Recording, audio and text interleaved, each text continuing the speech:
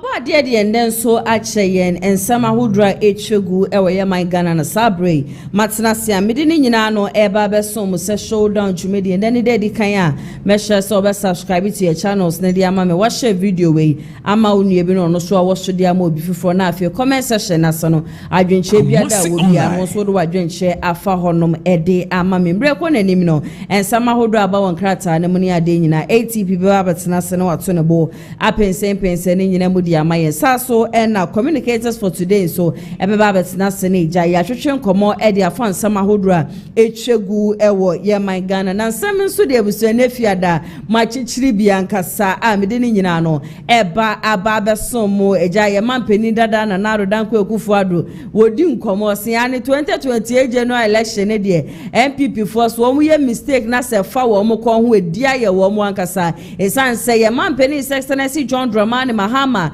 enya dia wo ba biom ena eyeden so a new candidate ena NDC amanyoko de ne beba say yes edunketia ana say bia Julius Debra na so bibia da obefree NDC amanyoko no mu ababia no eni kwanza sa nipa no eba na obebiti your former vice president and also the flag bearer for the New Patriotic Party Dr. Mahmoud Bawumia entina na rodan kwekufu ado so MPP for wo mu mia wo meni campaign wo mu sha sentem wo mu mmode wo mu nko grounds ni ade nkodi nkomo ni ade sade ebe ya 2028 Ghana for bebre na ede kokromoti ni beko akwato ba ede ama MPP na afe MPP amanyoko no etumi aba abemu na ya na meja meni bo video ni so anana do kasa na mi bisa me ho se ya wa je se MPP for the Ghana for fame no from 2020 to 2025 ye bia sa ya no e free Ghana for akumemu ana emranti aje se na na do ede betten tax beto wo mo so a wo mo ye dede aje se MPP for wo men fi wo mo ilevia wo mo de besensen ye koma wo san 101 Ghana cedi kura na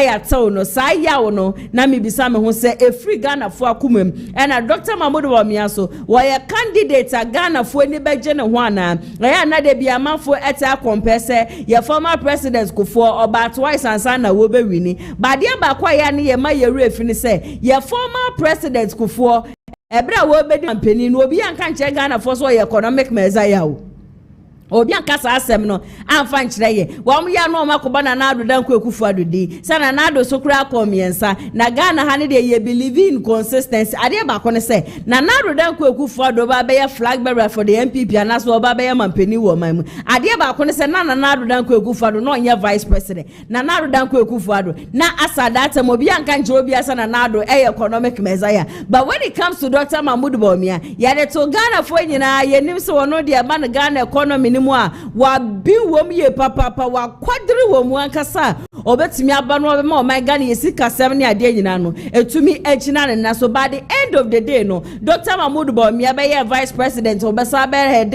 economic management team na no ye nyina ye hu baby a dollar to cedi no ekopie mu inflation ni ade nyina no ye hu baby a esifa koye a Ghanaians is ready to give Dr. Mahmoud Bawumia a second chance. I wouldn't sit here and discredit the good works of Dr. Mahmoud Bawumia there be menye de bia de am kasa asem we say in as much as I am not affiliated to any political party me MPP ni me NDC ni me CPP ni I am a Ghanaian who stands for the truth. In fact say ye per vice president so ametumi aka say oba ye vice president obo adwuma ye papa Dr. Mahmoud Bawumia but when it comes to him ade ba ko asa ama ne ho mbe ya condom fama Ghana foni bia na say Ghana foni bi eni gidie ewonimu said before the 2016 election said no sifa kasa said no sifa turn ho said another day de you know catch a man for say when the fundamentals are with the Asian US will expose themselves no said na wo sifa kasa the fair economy no people believed in him and then so na do be catch Ghana for nyina say onu ni de ba na economy dia wonya de.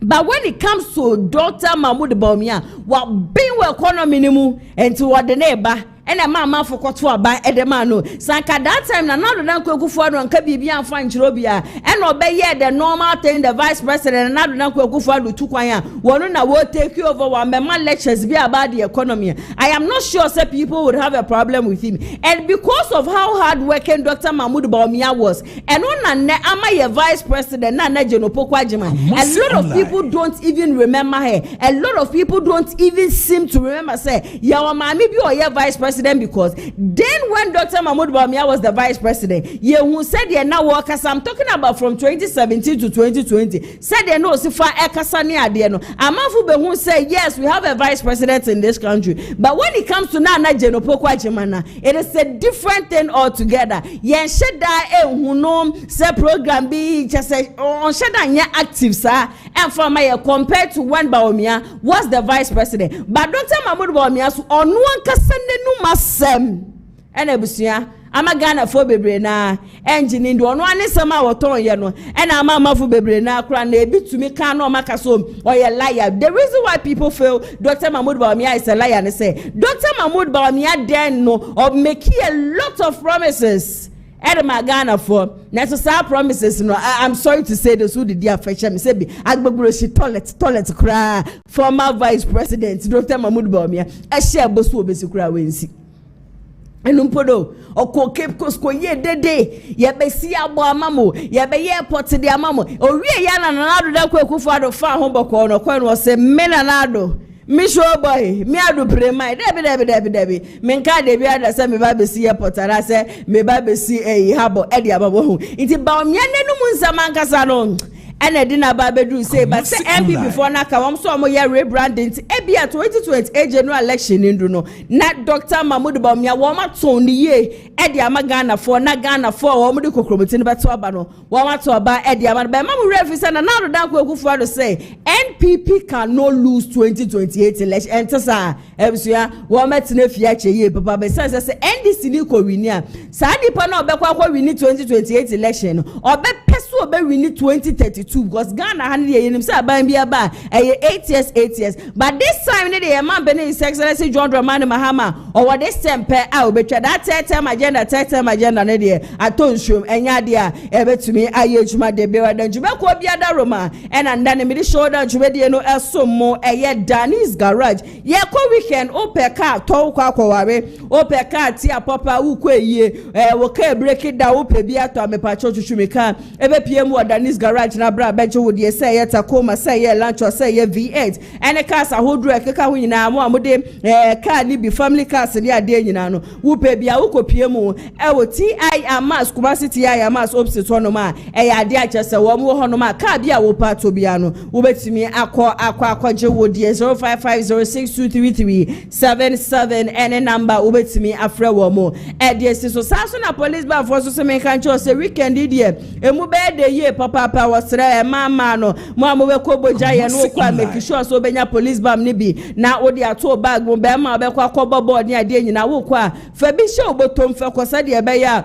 wo bi butu na sa wo tohwe a wo pace na ya na ba bobo wie no na wo ntumi nya wo hwe na ha wo beduru fia wo dwale kama na afia de bia massage na pace ni nyina no etutu akọ me ba cheche akwan de wo hwe wo area ni pharmaceutical shop and say chemical shop bia wo no bia wo bo rema osempacho me police bam ni bi ato enya bi wo honom na afeso no wo say ye we chi su na ye wo ya say ye wo nsane ade a wo de massage wo ho e de ama mo so mo pa no dudu etu no mesi amba center mrom Kumase wo honom de mo bibia ro bia betumi akọ na wakọ akotu no dudu na aba beto me ametina dwem e de dwumede ya so mo mede ene nana ya se we ma refi say wo be share video we ma onue bi no no so wo show e de ama obi foforo ka che obi ase ne boja ye fia da nana ya se wa watena se a wode ensempa ekoso wo ye man Ghana ni ade nyina no ode eba aba besomo mi rasem ne mu ede amamode a na chese sede na anu ada me be kan ye me se the New Patriotic Party wo so wo ye rebrand na sa rebrand ni wo mo edra wo mo select one mo be ba ye wo mo national executives wo mo be boa Dr. Mahmoud Bawumia na 2028 eniama etumi akosho wano ede ama wo mo na Dr. Charles Dramina preso be ba ye general secretary ede ama the New Patriotic Party na chese the brand Kita Justin Frimpong Koduano and on a Dr. Charles Dramina nim so beba beche edi every JFK sem and no daja o kosa meten forms and some just about pedi tu dwano enye asem ketwa kra was the MPP amanyoko 2028 ready ya dia just see ya naso ankasa wono ne dia wodio jana eba no dia amafo yada na amafo fele na amafo check na ankasa discipline so ya dia just obeti dia awura nipa mu ankasa and there will be just ono one year se protu be fa for si de nimbo ba na adwe ni ade nyina de mo obi no on de be on me so sa ne ma no so obi make sure say won me san so ko form grounds and de Dr. Mahmoud Bawumia nya ka asem na wo show dem na wo ma ba be bo wa bunu mu no ma ka cho se bie na Dr. Mahmoud Bawumia wo de self for na ba no mo de sansam na Bawumia ka no wo mo de aba ba so ende wo she dwa ye kra no metumi aba ba chuwe pie sabra betie sempa Dr. Mahmoud Bawumia e de e bo se door to door ne de abusua e ya de e be ko so ye papa na sade ya na da ne de nyina mafo ka se fear delegate no ono onim sade ya wote wonim komoda woni delegate ne di enu ti fear delegate no ndo onim se ento ne damre no so a o wogidie sonko se delegate e de kokromoti no e beto aba e de amane no oba aba be ye general secretary e de amade new patriotic party come on yankwe na yentie ne nsem ni nyina wode atodwa no efemra sesia na betumi aye gidi sene be ya ye betumi aye adwuma papa e de abo Dr. Mahmoud Bawumia tido ama aba be ye o mampani ene ya call filing your nomination form, and the process of filing the nomination form has signaled the process of making the elephant wild and the party great again.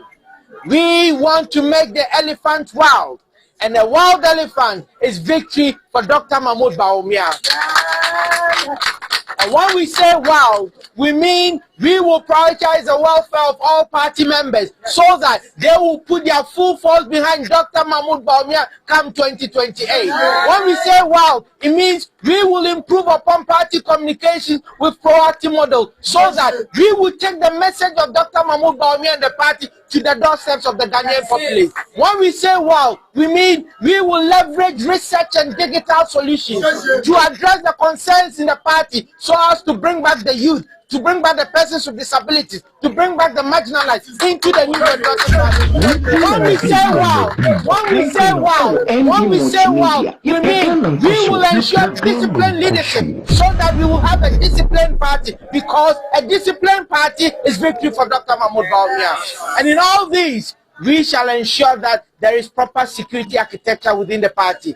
We are wild, and we will make the elephant wild. And Osrono, oye tip praga abuabia ntumi ensini kwan anu ti enedai Osrono, the process of making Osrono wild in yashase ene yakwa file nyamebu next week ebeko beti ye free beti na yebeko regions ni mu e de nsempa na koma omo na me wogidie se nsempa no so begu asase paso ebe fifi na so abapa me wogidie wo delegate mu and conforce fear delegates. I do not fear delegates. I trust them. And conforce fear delegates. I do not fear delegates. I trust them. Ni womu mujidie if it's a futu media mo nyina at the beginning of the internal reorganization omafa me catch no mo say sika di obi adi bi baba obi adi sika no budget o fa sha wata so enye sika no na obehwe so ato aba wuji sika no wi a na wato aba papa wato aba mani obetumi abo Dr. Mahmoud Bawumia tido eno mo di adwuma omukoyi police station for eno mo di adwuma omukoyi electoral area for and no, and a polling station for the electoral area for and the Koi constituency for and no, and a constituency for the Koi region for and no do so idea constituency for and the region for and the Koi national for. Now me would did say send ya me wo mujidie no sa pepe no so mujidie omobe to abana ma Dr. Charles Damina entina me damase say yet to me a share process yase me damase somebody odo ababe tameti emra so say yebesisem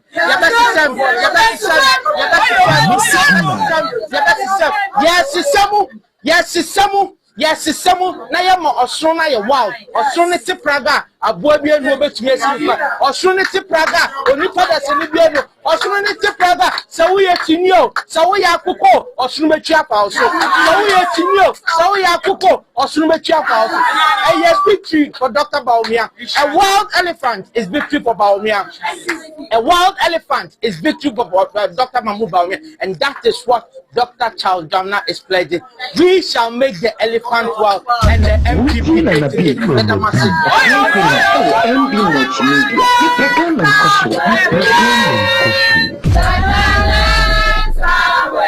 Ebusia Dr. Charles Dramina was passed to a General Secretary at the new Patriotic Party no catch a delegate to say fear delegates no one the Yendu no Swando Gusua with Gidia Shonko our delegates mobile catch a delegates in us will be bano discama said Jana Kotoaba Mamia Sikane J never show Botomina Shuko Chromotino and friend to a bar and far man no Shanyamia don't know be a General Secretary dear and their door to door and their yasam Katuaba Bobia Punumu now waka and Sempa Dr. Mahmoud Bomia eka Agyarko Ghana fo nyina said ye be ya mre so a wo bia de kokromoti ne be kwa kwato aba ede ama Dr. Mahmoud Bomia na waba be president of this country met one sam ne so ede amamudi a ede na chairman Okai Minte ena sabre ya menemo kase nani abedi achasa wo tutu bia kasa ede ama Dr. Mahmoud Bomia enche ye ne beto Ghana fo nyina nim se chairman wuntumi eyade a wo hwe nim sankeja obeba be national chairman Ediama the new Patriotic Party just 3 days ago and Yanyan and TSA chairman won't to miss was chef Yasia Wadana and Yadi Adia never to me up a said the NDC for said the MP before the candidates NDC for and a jelly chairman won't to me 20 years and Embono and ya quarter one more to the bro for the say a political prisoner chairman won't to me every shoe let Bacaso or step it down to no be our personal contest behind the name of the new Patriotic Party no or bet me a contest no no dear or catch a Ghana for so now even though that one no when him said 2028 will be at the support by my Dr. Mahmoud Bomia and on a chairman or came in Tadia Betum no Babecha say ya per candidate pa naka Dr. Mahmoud Bomia now was support ya naka chairman won't to me said the number of me show any masanka chairman won't to him Mbabe national chairman and the new Patriotic Party and on Adiana Ampeke Afamano we and watch us Dr. Mahmoud Bomia Nankasano one said I know the asa oh Bomia de Seja and anymore also a weak candidate pa obi a wo ma bone pay obi a 2024 wo mu wiawie no kodu to parliament house impodie wo makunwa wo hono ma 87 kura na wo mu ka asem kura na enko bedwem na afanya ma kese de according to chairman Okai Minta oso wo ma tsine di kura kama hono yenko na yentie ne nsem ne nyina no emfamra sesia eyezu senya dam bo a ena MPP atetia pansama and also the prisons of Afoko abe contest national chairman. Na enyoma saba umia chairman kasankasa na nkopeno ye wuntumi. Ti ba umia na si akantam se wuntumi the prison so on the prison me mana ye dey aye chairman. Eyezu na the American say omo pom nkom nyina kura mmom omo fa ndi omo party nanim. Nipa no mo de ne ba case 2028 no NDC for ye dey yenim dada ono ne ba umia so mo number o mo tew Eyezu ba umia mo number nipa unim na najo no ana nim na wia no edu anajo a o so kan ya hwe nanim ba umia no aduro yenim dada ba umia ne abibi fo no aduro nyina ye se ye NDC mbabunu no ibejina ni akoko ni ayede amen disi si akoko din a ba omia no opeo Ghana kunyan se to be kaso de enka so da eyezu ati so bi achigu na Ghana pass si adi pa na achigu ho pa ya afenyo makin cause wabo apo ayede ache eyezu abusu afọ mmụọ nka akomanto yeyem nipa bebre o wa president Mahama e de agu akwema yeden amaye se me begina ha ka kire wo se ifie na ye NDC abai ye nyina benya adwuma ye nyina ye be ya defo a na me ne wani de ne mamwu mpo ba me dodo NDC beti na ba ma che no e na NDC fie bia mfa so be yeden e be ba ho choboy timu ye nya ho abotre Assembly was where this kind of day. Sabi you.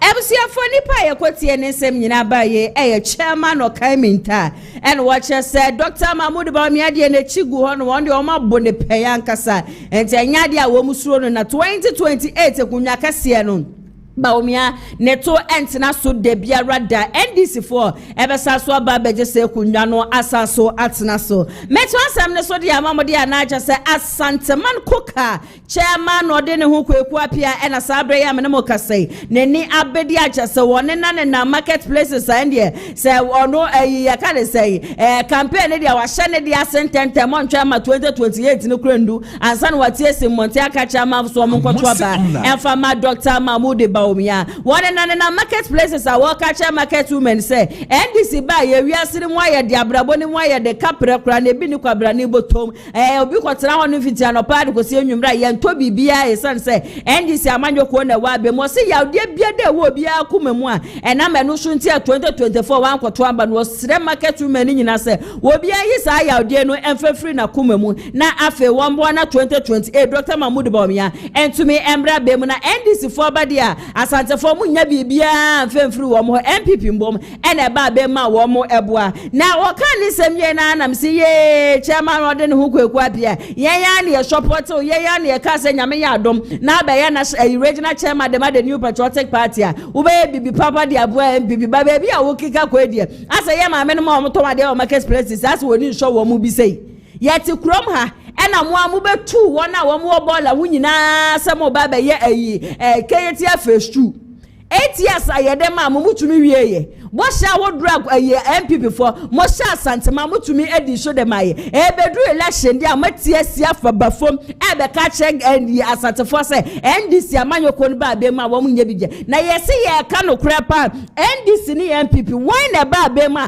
Asante for ye bibi pa dem eboa wo mo chairman MPP ni NDC why na ba be ma wo ye bibi papa de boa na da bia ye wasema ye kan so Asante for de MPP da yakoma so ya wo ye de wo kofa wa akra be gina hono ma ye beto ba e de amamo ba ekwanya mode Ghana for fame ekwanya mode Asante for fame bra mo ba be mu no na nya kama until this time ne de and the country obi ya say NDC ba ye NDC nya hwe na NDC etumi mboa ye na NDC ena ama fonto ade me kai 2024 pa before say yakoto ba said na kumasia ye de se na no man ni mu aye de no ye pobi manaka sa chairman emna shonya no emna shoye this time ne de e was se muko a mukopa chew muko ka chew bi asa ye sram ye gitum se ya fom me nkogina platform so nko kan chiro bi se NDC amanyoko ni ye bibia fa ma Asante for sansa mukura na emre no so wo moto babum kura de ma mo no kura de ma nya hwe amfa ma wo mo ebusu ye ntie ko ka ne nsem no efemra sesia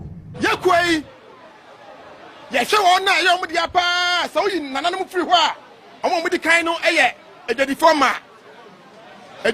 so kwan mu sa empebebebe na me se mo bo se ne esi bia no mo mani ntwam ye mo ho bai sa Asantema NDC betraso a ye break ase me bai mafaje ho anyina obi ani ma ye bosambasa ene ma ne ye nto ne ma no sikani ho bibia boy den ni nya chese NDC ba mu a ye ne ho den e kire ye music online abusuafo ya nto aba mo ho ye hi ya yesei sa suban no adumra e wose ye jaye na wunua nya wunua no abusuafo ma me no enchabe ya kan fi bia mienu ne beto aba abato e ba beto no duru ho a mo nyina mfa mo ho den enjim se ekwema ye wey e free time ma ye free aban so besina light mi ba hatna hai adum sa emprenum na me kan emprenum dum so asa den ababie light ya me kan enfin na ya etomu no na light no sika yetua no se utamu a abiasa miensa ababeka sika ne ho oman ni mu ayede anyema nkoye bibia ni ho ekoso oman mu ha ma menom mesra mo se mamu nya MPP muda ye kwatena fie yesusu ye hye bibia eden afiri mu ye kwatena fie ye hye bibia eden afiri mu agide ye bia na ye nyine ye bia na ye sre mo ebi nsi biem na de bibia eden ebe si biem Ebusia chairman ode ne ho kwekwa pia era yetie ne nsem nyina ba wo kire ye maame no ma wo moton wade ewokuma sese ndisi ba ye wo mboa wo ye bibi papa bia enfema wo ntino kokromotine de emre no so a ma wo mfa nto aba enfama ndc biom no meto asem ne so de amamode a na chese wan de beba be ye national chairman ede ama the new patriotic party story no eguso a ekoso ye papa amafu bisa se eye Paul Afoko anase ye Boadu anase no so no wan pa na eba betwi ni ti se Boakye Agyarko na eba na wan na eba be take lead no wan na eba be take over eno adam tena video manu se am de sempe som no me ka kire mo se eye Bengazi ede se bia ba betu dwa se eye ade a se Bryan Acheampong we throw the support na ede ama Boakye Agyarko Bryan Acheampong ena chese sabre was sponsor Boakye Agyarko se de be ya Boakye Agyarko ebetumi aba no aba be ya national chairman ede ama party na 2028 aba me atumi win election na 2032 amakwa for Bryan Acheampong ede na bas wombra na ombe ye flag bearer for the new patriotic party and known as spokesperson edema Bryan Acheampong honorable hena madidi ede aba bonte a watch say sansam na jese Bengazi ba bonte be kan ye nyina no sre Ghana fo ankasa nukure bia denim nukure bia nim na Bryan Acheampong wo hwe wono 2028 se be ye MPP amanyoko no be ba be mu no eno en wo hwehwe na nye se bia wo mo ba betena honom se 2032 na 2028 kura no wo mo kura wo mo huwa no na afi wo mo ba badun 2032 ntime sra woni na ma be fonten tan video show na we kobo video bia so e kire se Bryan Acheampong ena sponsor Boakye Agyarko se wombra na ombeye national chairman for the new patriotic party said ye be ya 2032 wo mo betumi atu Dr. Mahmoud Bawumia e de afiri ho no ma Bryan Acheampong spokesperson say sa asem ni nyina no eye ntro sa asem ni nyina no nukure biada enimiti aba ne sa eya na watu akene ede amame na no de na Paul Afoko so ba bonti neja obeka che Ghana fo nyina so onde wa bu adwuma wa ye ne mapa wa chia ye MPP amanyokuo no ede esi honum ye papa kodi atese wa kodi ama party no enya asem ketwa before asana na won sasam ni ade kura no e ba be ba jese yeso oni we nye firi no ntumi meye national chairman no kura no ye suspend ni mbre bi atwam ni ade ntiri won sam fata no wa Paul Afoko beka che Ghana fo nyina se before that nimpo no na ye ade a wono wakokode woka hu bi ne niam wo hyehye gu akwemu ena ma the new patriotic party eba be mu 2016 eno na nda Boadu so atie rem na Boadu si ayeyo Paul Afoko who your trofo papa Paul Afoko no kra ye friend no kra wu nkebi osisi o hia Paul Afoko na so ka se enam onu na dwuma paso na ma MPP amanyoko no ba be mu 2016 na ka che Paul Afoko se onu Boadu so your trofo sense asa that time no onu Boadu no ye general secretary na ya to abakra de ama wo mo dada wo mo niam pa wo mo be ye sa time na do da kwa Akufo-Addo the manifesto mpo na ma abonten wo mo na wo mo be ye executives a wo mo be hyehye niam pa edisi ho no no ye to MPP party officer won kramantem nyina onu Boadu no ka ho bi ene na wa boss John di osi adwuma pa wo mo ne be ye no ene de MPP e ba be mu 2016 se de Paul Afoko ani abre obesa amafo hu ni se wono na wa bo adwuma no wo so oboa onye hwe fema party on deserve kra so obeba be ye national chairman de ama party ye tie Boadu ne nsem ni nyina wode atodwa no emfemra sesia. Politics. We are in politics to address concerns of people, address concerns of armed robbers, address concerns of thieves, address concerns of prostitutes, address concerns of farmers, address concerns. Men ya say agency will be it doesn't matter. We are not in a moral industry. Yeah. We are in an industry of getting people to vote for us. We are in an industry to make sure say biare juma or yeno. You be to me say nya. You be creating opportunity to convert a juma na enyene to a juma papa. That is what we do as a party. And I know it was amazing. Just say, me jina okra say, and the only day about me trim. Who say 2026, 2016, you launch your manifesto, no, you call year rally or trade fair. Yeah. That scene I see, you know. And one said that day, if it had not rained a little, can Trade fair. Trade fair. Yeah, no, I think it was a massive final rally. It was. And your final rally, no, your lunch. Yes, I'm going final rally. Yeah, but that one was mega. The final rally. But we super mega. Oh, okay. The lunch here manifest. It was great. That's what I saw. Because it's a party office, like I said, and yes, a host per se. It brings memories of those times, 2003, 2004, a top party officer. Now I could do baby. Nyame adrebe national organizer of the party. Now for you to meeting crowd and now say or to say just say sometimes we'll be frail crowd. Na jombo do executive we na de bia you go in. Sometimes a meeting say now radio station epic in life. Steering committee went to hell. And I don't wish any executive wherever to have a situation where there's a misunderstanding between executive and presidential candidates. I don't think that it is healthy, because we could have died. Like one guy at Tuluk, you born in same headquarters. Nancy and Ouye. And yet,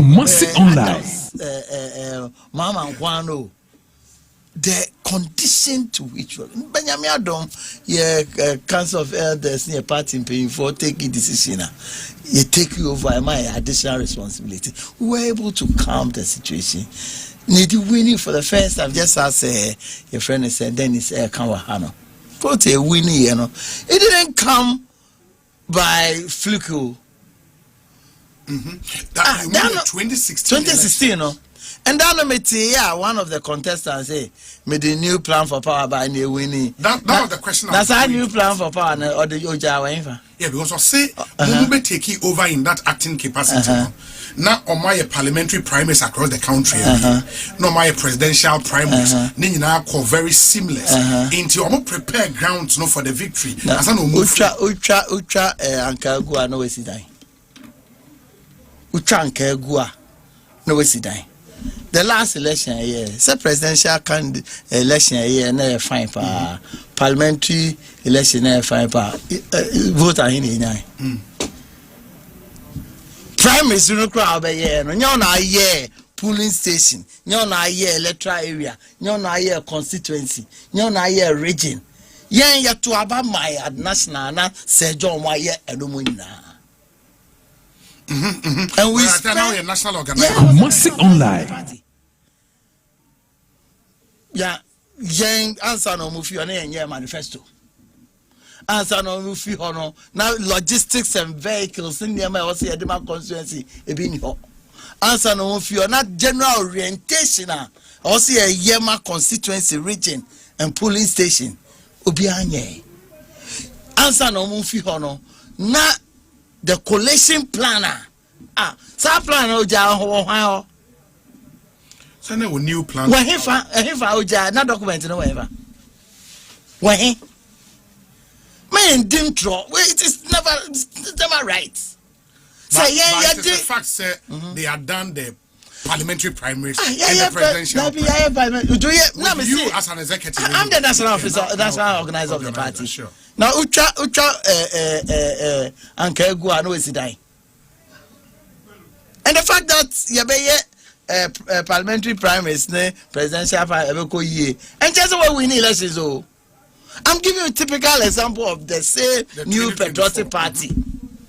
Abra Yaya parliamentary Akoye, presidential Akoye, results in the constituency. It's anybody sitting somewhere.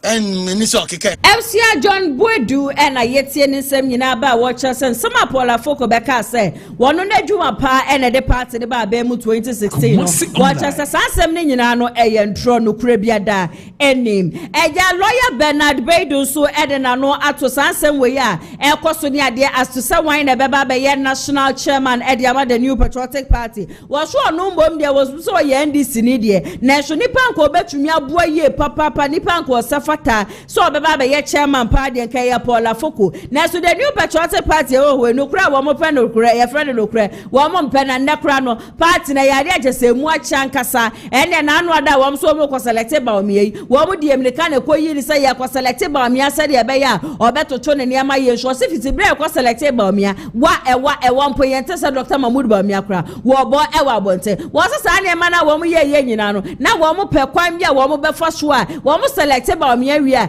national executives regional executives constituency executives village executives police station executives wo mo nyina ebe ba be ya Dr. Mahmood ba o mi ne nkrofo nti ande wa wo support Dr. Mahmood ba o mi ade na ade a show tirim say nya ade be boa wo se na anu ade ya kra bishia leadership ya wo mo leaders ya wo me nebre ya ebe hu MPs wo se medical me support de ama ba o mi wo be hu constituency executives wo se medical me support de ama Kennedy o se sande ama na ekwo so ni ade nyina no amwa party no sande ama ni nyina ka ho bi ena ne ama the new patriotic party no emu achese yenti lawyer Bernard Boadu ne sama hodra wo de atodwa ni nyina no enfemra sesia Kumasi online yeni ebeto ira Afoko ewa na one no etwetwe nkomo my maka we fidie so da look omo best bet MPP for best bet any ira Afoko adenti we on party ne mu acheche party no dey say bi nam soro bi nam form bi nam finfin as say the center kanohu omo ana say nko omo kwa akoyi flag bearer kane na timi ama party na timi anya I take shape unfortunately na mfa flag bearer na be afi ya be clear said the strategy was say obu yi flag bearer said ya be ya obi be yi no aba be ya executive from branch ne constituency ne region ya no e be ya obi a flag bearer no e pe na asem yes adia efa enti that was the plan na enye bibia enti ene party no agija enti mo pe obi obeka mabo enti kabom ne de because say ebi no mo ba bi omu gina no me da ka cho omo e preacher man fo ni bi enti kura fa fo mfrɛ o na ba bi ala na du ba bi aka na du ye ne omo nkrofo base wo fo mo wo so nam so enti nya de be ye enti nka yewra Afoko ebia obetimi batom ntoma no me minim problem no enya ade on beto ama no obi afa na adwen dada omonto ebi na yehu wa hai osi on your ntoma no Kumasi online osi so on ntoma na ebi obi nso beto why or no dem piece no ye di baby obi a o di me be o kan enya me wawa oh na you see MP no or control the area it in PMP you see that is why say be yeah. And I think say over the years that Nasadian was discipline will hop na party penifo a crap party no year as a como a caution leadership no from taking sides. So Emma MPB and no risky because who control an area it is on air any baby who dear chile a binum credit binum achi a cofa form a say sanko yeah. How would you work with nipa ye nipa o? It is anka baby pa na discipline when say your mom kwan no declare stance sir. Otu aba fine.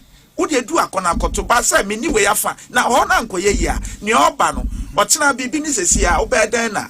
Watimi ne no aye adwuma. It unfortunately no as a an American party no unfortunately very unfortunately party na jija. Sir. As a penini ho. Unfortunately, men can say yeah, but unfortunate. Penny if you nasa ade we nkensi. Ensi say party pen for me who pictures ni be na ekofa form be ni ebi kra na nam. A wo be who regional chairman way. Kumasi online. Regional way no di way nso achi na ede na mo ye. Na baby a wo kɔ no se dodo na nto anko. In fact, se dodo no protocol ho na nea wudi na chi no ana nea wendi na chi ni lusu a. You still need him. But Niamuye, you still keep pushing people away. It's immediate. Well, yes, I made a person also a solid in opposition. But a buy mudie, Nazenia buy where the center cannot hold, there is a flag bearer who cannot bite. What do you mean, Frank? I say Munyani Moyen. There is a flag bearer now near Kosui or so be to be carried. Near Kos no hobby, near Kosui. wo de fa bibia to nche na wo party no nka ho say nyo na obefre so munyai sa de enya manfo mpanyfo like in mpanyfo support candidates no openly na say si wo monso mo no media minya hu ya de what is obi ekogina ba bi ka say be support to her na say me support obi nka me ba ha ni ha me support obi am support NDC something ya me chena say. So at the end of the day, because you see I come here communicate for the party and the government. Na obi edim say ha na support ya.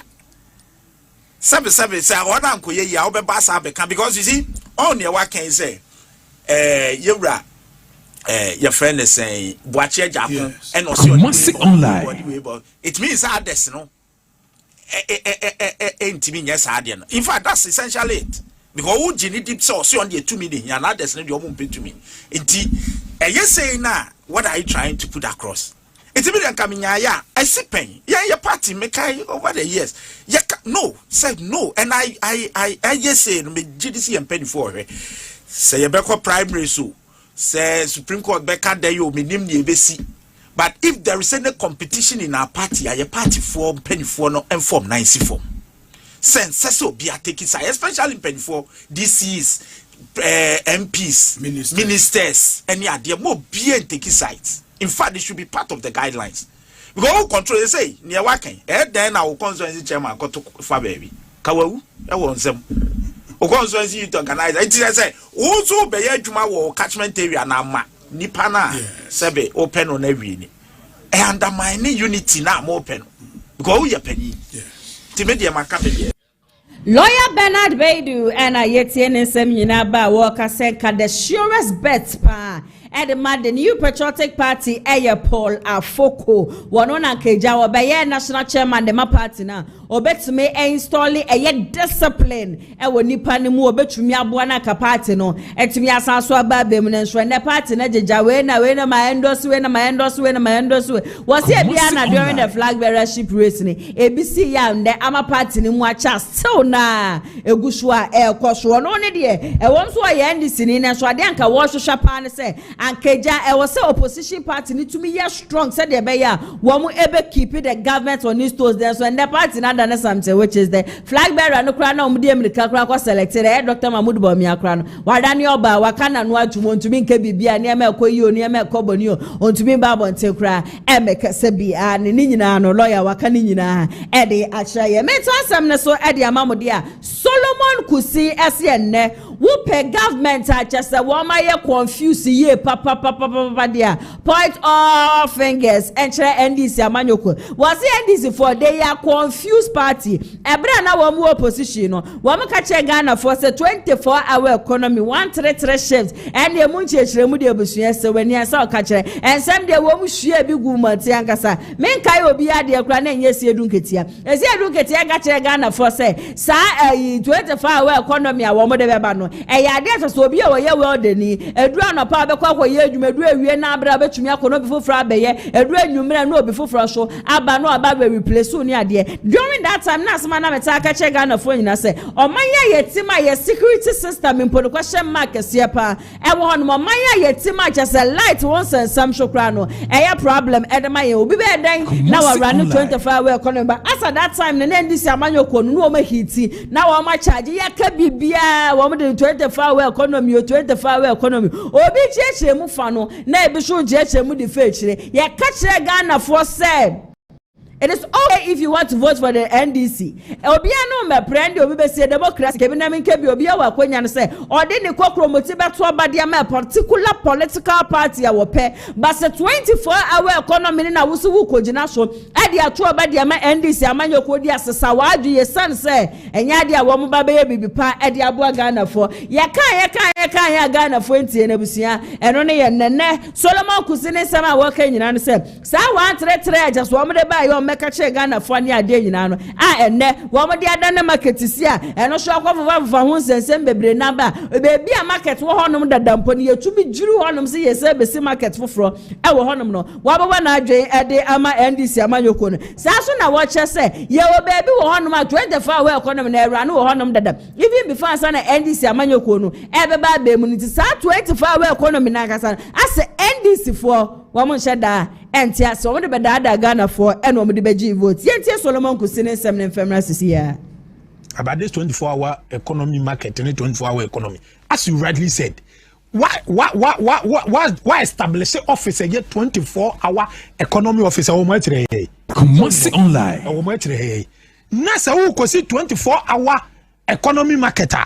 Not the or that 24-hour economy secretariat and any more in no car. Oh, there something confusing. And this is a political party and Kasoma confused. Because someone you're confused, and no more promising with 24-hour economy, not a single one. And what me I look at as a 1-3 shift and you be nan ukroma. Obi be kwa no po obi be kwa wi obi be kwa nwumre. So what can say habo 24-hour economy and say that shift and start yenye. As a 2023 2024 nyani yi no ma anwumre. Ewo habo anameboa. And it's all better now catch say because of 24-hour economy, it's a lie, blatant falsehood. What we are saying is NDC as a political party should focus now on deliver on promises to Ghanaians. And now only 24-hour economy baby now no be kaso see National Cathedral Ekobu say and no crane judges be me and sebi dan any yibi. Yenya NDC as a political party authority I say na mo person mu see cathedral cry ye wo baby am betimi ase and na 24-hour economy market so baby so hu baby ye bubu o kwa Asante Acheampong so a lorry station any market o mu si mu a o mu a MPP for see ye be ye ma ze be 3-4 years ago and o mu ye sa ho ne ye bubu na say be online market. Meanwhile, market bebre wo krom anu a obekwa akwesemu kena. Usemu kena wi now the sa 24-hour economies wan person kan. Udi abem. E de na omkwa no ho no mo. E de ade nti na ye bubu no ma asabio exist amanfo ye ena okokọ ba bia hwe no su amanfo osu. Ada ya ye bubu de abesi 24-hour economy market. Meanwhile kra no sa mo market 24-hour economy ni kra na mo kan wansem no kra no. Mo hu ni definition ye. Mwangasa mwa confused mu hunu de monye mu hunu de monka na no ma exist e bo amanfo etimudi ye aduma amanfo ye ayiwom na enum na ye gina mu a ye de bubutugu ana ye se no sei na contract amon Ghana for sign sei na mo ka kire Ghana for na and this for nye sei na mo ka kire Ghana for we focus on a normal mo promise Ghanaians sa 120 days amo ka kire Ghana for say mo ba mo be ende galamze no we focus on it. Man can't check Ghana for some background with the 24-hour economy market be eba. Most 24-hour economy no definition and say 3 shifts. You be not pharmacies or may do your friends say 24 hours. You be not your friends say filling stations are on 24 hours. You be in a market on 24 hours. Man can't just say you are going to build this thing. And what I know today go Kumasi for example, growth flow market. Growth flow market is way and why one you say 24-hour economy market Kumasi online. Growth flow market wo. Okwa aswase market and no I think say John Mama ne see once upon a time very nice one aswase market ye bubu no any abuabu jo market ye bubu no the 24-hour economy market. Hwe no ma ye tia ye ho Ghana. Abre betimi ahwe ne ye no ma pa no ma ekoso a ha Ghana for and no man had the vulnerables and 1 square meal a day craman phone to me afford. Ebusia Solomon Kusi or se Bosha NDC for Moshe Ghana for 133 na Monsha na monye mobile no man can check Ghana for say a market and a mobile basis sama mobile can ye na I say e na da bisa keke and obati yes ye juriwe ye bisi market ye juriwe ye bisi market o why Ghana ebusia e be de pada ayeye me to asam na so dia mamodi ana just nra da pada anyasam keto vetting committee se weni and so ka just say Alexander Fanyoma kese and rather what sisi dwemu pan won NDC foi wodi shia wo mu buga just one majority leader easy all in the name of say on say your man His Excellency John Dramani Mahama yade a wire and society kakra just no bi positions ni bi hono ma wa swap any ade na no na vetting committee eja wo motena se na wo matonsa de afre won na your man His Excellency John Dramani Mahama abo wo mu din so mo be ministers of state e wo man mu nti wo ba na just send your portfolio baby a wo CV de wo ni ade na wo ba be ka ne ade nyina no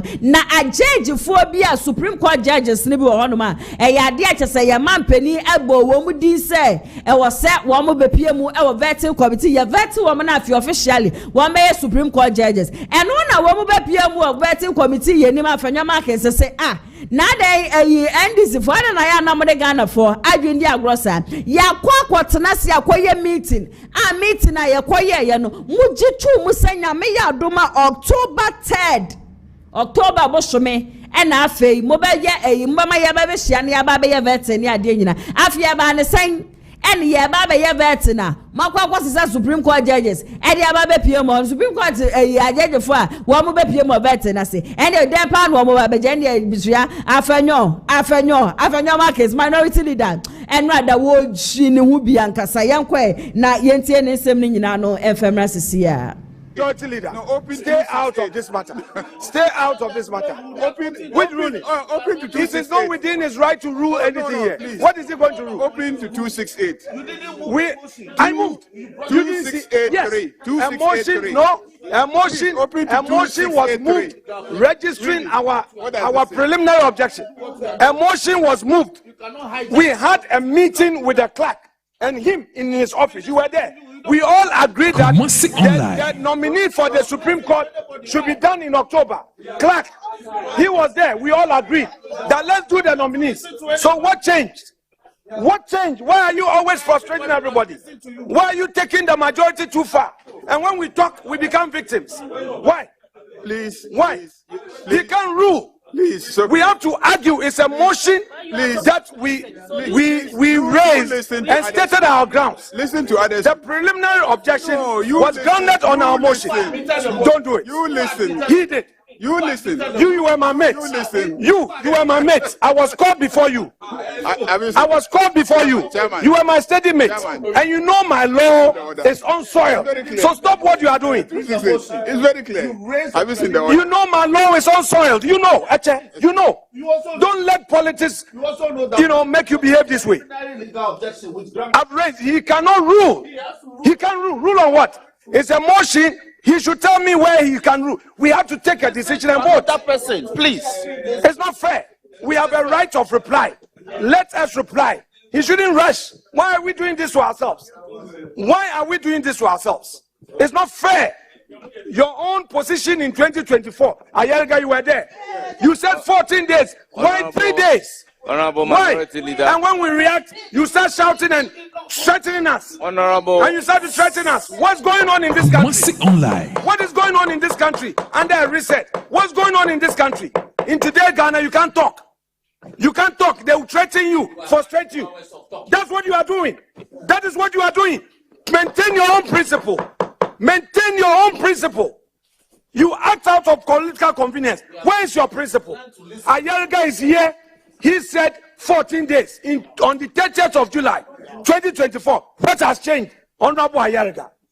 Let me explain what has changed. Okay. Honorable members, I don't know whether my brother, the minority leader, has listened to himself.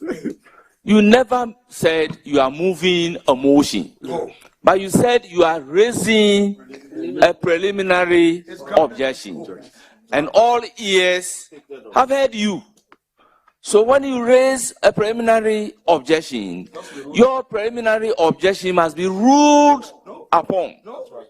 That is different from you moving a motion for the House to take decision on the motion. So based on the fact that what I have heard and what everybody, member of the committee, have heard clearly is a preliminary objection being raised on the grounds, which grounds are therefore considered frivolous, vexatious, unmeritorious. If you got it wrong, hollow, I'm straightening it. I'm sitting right here that you can't do. So I have done my ruling, and that is a ruling, and then we'll proceed to vet. My Lord, Chairman, please. Chairman, if you judge nominee.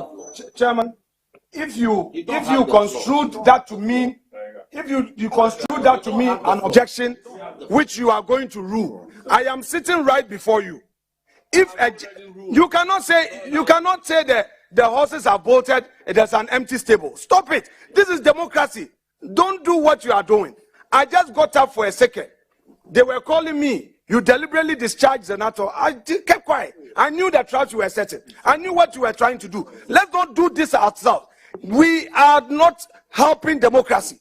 If you construed our objection and the motion to be nothing like that, please, I'm right here.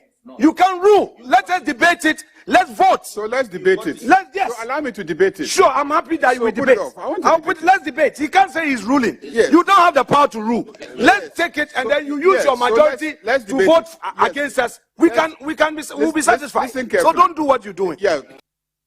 FCA Supreme Court nominees and Rada Womukopie mu ewo vetting committee enim no eneja afenyo markins said David da yankase nkrofo we ye no wo betena se aba betoto wo ma no in the month of August ye ka so October adenti na afide ya ba jese ma ba besesa ne ma ne nyina afenyo ani abra brofu wo hwie di gu monte ajese bushia enye asem keto akras ma ka cham some minority leader there Alexander no san no show no nshuro bia asem said yet no wo beka de akire na Ghana fo nyina no ehu de NDC amanyoko no wo mo eye meto asem ne so e de amamode anaje sabre we NYA CEO Osman Ayarega and de sansem we nyina de atudwa wo kire se de dan de nyina obisi mini obi na atwempra twa sende me ha wenufo no me pa chopeja kwashoro kakra ade ne so no tweskale ne yesi biemu fafo no kofo ma ha twa na de asende we ompona no ne ade wo tu Ghana fo nyina fo se wo bia ye very careful sa twa send me mpena no me ne ye video call me ko dwale me yi me hu nyina na me de kire ne ye be hwe ne ye gya ye hwe ne ye gya san se e bia na daachi bi no wo ba ba gidin e bia na daachi bi no wo ba ba ye ni patitiri wo man mu afia be kwa wie chire no na wo mpena da bia ne na twempere gya no na wo naked videos no naked pictures or the aba social media no so e de aba begu weni mase wo so yo ba wo ye be ma tie na tie ne ye say sa twa send them ne mo amompona no mo abrochi de bia wo kodwale o se ha twa wenufu ne send me bia de mu for send me no o se men kan che obi aso obi enya ya so wenyai na wo ndi wa de be to so social media no so a e to je wa wo mu yenti Asman Ayarega ne nsem ne nyina no enfamresi ya. So I'm engaging in different types of pornography. We better say we are sending away video and I say we are sending away picture. I say child will say na send them mommy, child will say na send them mommy. Unim ebi achina obey president and I say achina obey speaker of parliament. Na sebe Nema ehun hia say ebe go on na yina egu abonte. Nti ye be share youth of the country say omo say we am mpina na say we am boyfriend no. Ene na odona so na wo send. So china I don't say won't be a phone back and I say we phone bit myself na eja by mistake. I go up on it. Aside from that, so say advice almost say chase send you chase more video call more recording on munjai na buying na MCF4 na chese NYA CEO Osman Ayarega and ayetie ne nsem nyina ba wo kire se twa send me no sere meburu na nkasa obi adenjai entesa de nya de ebebo daachi bi na wo ba be ye ni patitiru no wo be hu na obi e de aba begu wenim ase meto asem ne so de keke sebe na edi sankomo we oye lawyer ni a wo kasa e de ma de new patriotic party wo se ende wura NDC amanyoko ni mu ani pa just wo ye powerful pa wo ye miensa de edi kan ye man His Excellency John Dramani Mahama de toshu bienu ayo no akasa ni nua be ma Ibrahim Mahama na afedo toshu miensa Sami Jemfi press conference anano ado be ye de fa gold ball loss won sensem ni ade a watutu bi de mane afenyo market to the state so be friends so ye extortionist eno shukuru ejira so ma afenyo issue no aha sa asem no se ni lamte eba bonten be ka so sa statement na afenyo make Sami Jemfi make ye no na nya kama kura na Sami Jemfi ye small boy sheda ye very good communicator wonu and go ma bonten me kasasa o se for ni lamte Vanderpoint to come out and apologize on what he said. Not just a Sammy Jemfi or you so powerful lankasa. And when this Yamanyo Kuros press conference Sammy Jemfi Baye, Nanke ya were quite bebre and Kobe Fashua or bet church and insemu rather than say or buy ye ebedi atem. Ye take KK 7 and some of the Atujanin no ephemeris here. But you see, in this country, and also when it comes to this governance, make a BB Sammy Jemfi, to me, is the third most powerful person as far as the NDC and the NDC government is concerned in Ghana. How? The first person to me, is President John Dramani Mahama. The second person to me is his brother. Kumasi Online. That is his name. Ibrahim Mahama. The third is Sammy Jemfi. It's that Sammy Jemfi eye bibia obia ni ho a otimi sing say even make a correction. So in some of the press conference here, it was needful for him to do that press conference to clear the air. Also, make kind of site. But baby, you're free, you know. And then some more kind, when most of them were needless. And you know, is it Neil and Tevanda Honorable? Okaso Rebecca there be a brandy, said the Okasai. One can say ye. Yet the Omaijuma Esha Wonsa, only propaganda secretary for an opposition party about politics. So when the people ask you the questions, come and answer them. And now young Piatro and Yababeto. In fact, on the day I didn't listen to him. And if I can be I was at that day, Mekonita from one I'm called Mekote Crasway press conference and the panel discussion no NDC near Obaye. No press conference nothing by. He said it openly. On live radio say, and then there's Sammy Jemfi after no markings, papa. While Crona Mania me dead. Nayansu yeba be Chrono. Why should it be so? Say Yamma, ye sika Agyarko. Na ensem ho ye ntiase ye nese ye koka. Na be chiremu na ya 10 years. Say afede ye be Aponyo markings. What the guys Aponyo markings is on his own. What the guys will be case where home bass and Bukrana, Yamaka Bibriwa. So who is saying, say, Obia action home, Naka for the markings? Listen to Afoko Markins' press conference. I didn't listen to it live. A beer SFR may mention a trouble beer film. See, but on the conference, more was Sammy Jemfi and a good board. Why then? Afoko Markins. A gold board. Gold board, you know. So why is it that when we mention gold board, Obia and this name or more sympathizers of any sorry, Sammy Jemfi? Why? Is the gold board not an institution? It is. Is the gold board even having a communications person in there? There is a communications person in there. It is a gold board, dear. Why should we reduce it to Sammy Jemfi? For Sammy Jemfi to come out and think, say, you're not also by attacking the minority leader. Why? Even when he made mention of bail conditions, Afoko Markins, or say, hey, in respect of say the Agyarko for yes, be over 20 million, investing on 20 million, they only to 50 million, and sorry, on first sorry to 50 million for bill. And the gold board, a year 22 billion, the minimum year, the baba. Did he mention Sammy Jemfi's name? Yes. That is what I'm saying. I'm asking you. You. Because made the mention. He addressed gold board. Who is the CEO of gold board? Come on, carry. Oh, please, can you stop that, please? What are you talking about? When you address an institution, who is it? No, why should you ask? The thing is going personal. What he was saying. When we say something is going, you see, when we see, man and fan listeners for granted that. Think you see a name change. When we say something, if I say Accra FM, A, B, C, D, you are hosting the show, you are hosting it for and on behalf of Accra FM. So, we be in the name of Accra FM. Say Accra FM, KK Lawyer and ATN Semyaba Watcher said the most powerful people in NDC Samijefi Eyadia will come who be a nunti and a Nyaka Gold War once and Samana Mafua Bano Mudomano Betumno would defend Samijevina Samijeviso a press conference would dear Temno Fraff and your markets as touchless idea and some day Wakebi and a ATN Banes about Krata the Muniadi ATP the Baba Samia Jericho be a Daromana Daddy Danino between Betsla Fidium Hanum said he showed out to be able to me try me usima enja aba from cat on femra sisia. Wow, what a nice cars. So peka eye neat pa afeni eye free so e de abadia. Contact Danis Garage. Ona benya car siapo a eye neat pa ato. Car e feye eye latest models cars aba.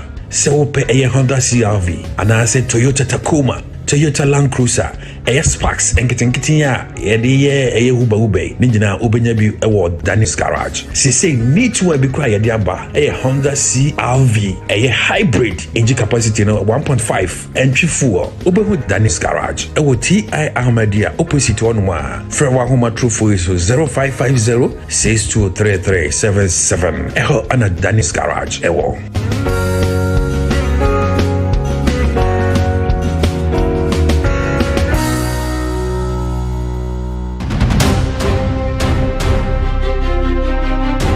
Ladies and gentlemen, the time is right.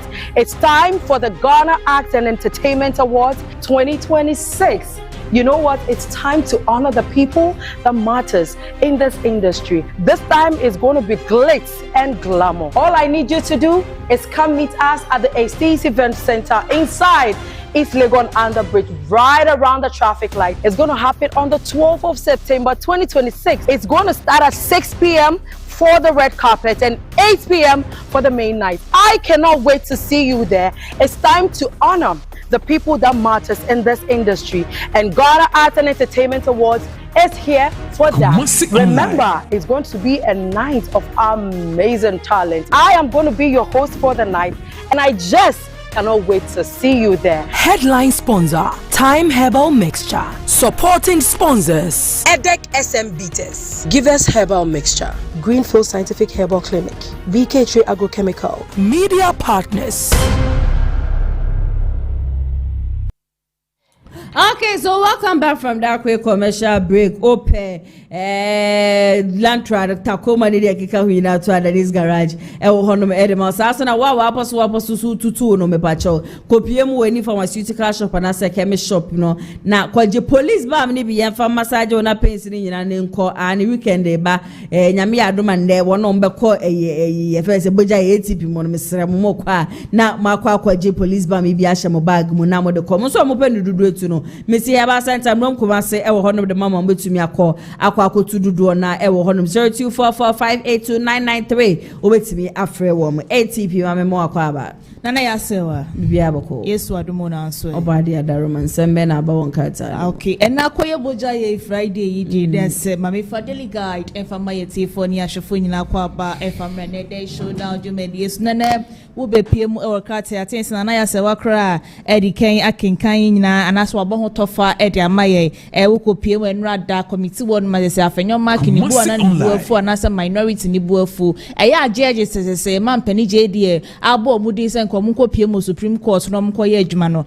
Minority is almost say a man Penny JD, a man Penny JD Obusao, say yes, Supreme Court or the vacancy for Frobia Baby PM Honomana, because I want to say, I am many me, I will say, ye shall say you above vets and the Kaho. No more kind of no other brand no more bear mono, Mubaki Kansan, sending no more petting fine, because enough in a drumusua, Bonsumo Baby, Benecrate, Echa Hufoni, Kama, Edia, Nipami and Sana, judges for me and Sano, Wamufoni, Ababa Tokra, Tadim Kama, Anthony, a Forcing Junior, Sansona, a Edreda, Amwa, Santan, a Mamma Sophia, a and Sansoni Foni, Edahasia, and a Crate, Elbow woman, ye and so Ewaha. Now the Piemo Suo Sura says to Swanessa John Boadu, was to his son or national chairman, a way MPP Amanu Quintan Rano. okofani nominations and a kratai elbow mania come on so hase sasona yankwa no mamem na so na me call SPI ni phone ed hase nrada eso no abaye nsem phone hie mu ka chesi ano wa bate san na de kasa wo ba be bod homodin ye papa pesi ano Supreme Court aka chesi no no ano obetimi a investigation obetima tabiri obi di na ba be pie mu court ne rekenesi a wo se wa ba foforo ne de wo be bon homodin ye papa na yakino for riata ho sensem asese nam so ehwohwehwe nsem bebre na aba no se ento akosi nyakopon bo November bi o no asede da ene krata daily guidance so ebo ho amane eso ewo ha mia me wofa ye chama wuntumi ai wo dem dendenden na no asa okopie mu okoto na asem no ye ndi nwie na nkajanko pepre bageni ne so enrada no ankoye afa ma no matu court na so matu asem no ede ahyede ene krata daily guidance so Acheampong come so ede aba mame for the Ghanaian publisher efa entwaso eno so John Boadu ni phone da says no seja wakoso mete ye ne forms no ena wo chemu ka kire Ghana for ne MPP amanuko ni se wo baba be sha MPP aba ye kra be sha MPP no esa so ba be sore jane na so ye papa wo de ne support mu den ankasa ede ba beta Dr. Baumia chi se de be ya Yakopon bo 2028 no Dr. Baumia betimi edi nkunim de ama MPP amanuko no sanso na banga ene youth ni bebre na ani agiye papa wo kwa for national youth organizer na na krata etwa hofoni kama eso no so na aja wo kwa for forms o na enye fedi agro o hwe de yu na maburu na simani agi se mo ye de kro wo no na eba no koso bo no homodin ye papa wo ka kire Ghana fo nyina na MPP amanuko ni se wo be hwe ama maburu na timi de kokromuti power no etimi ato abana de ama Dr. Baumia Yakopon bo 2028 and a krata so etwa hofuni kama and so eda baba beto krata ni so and a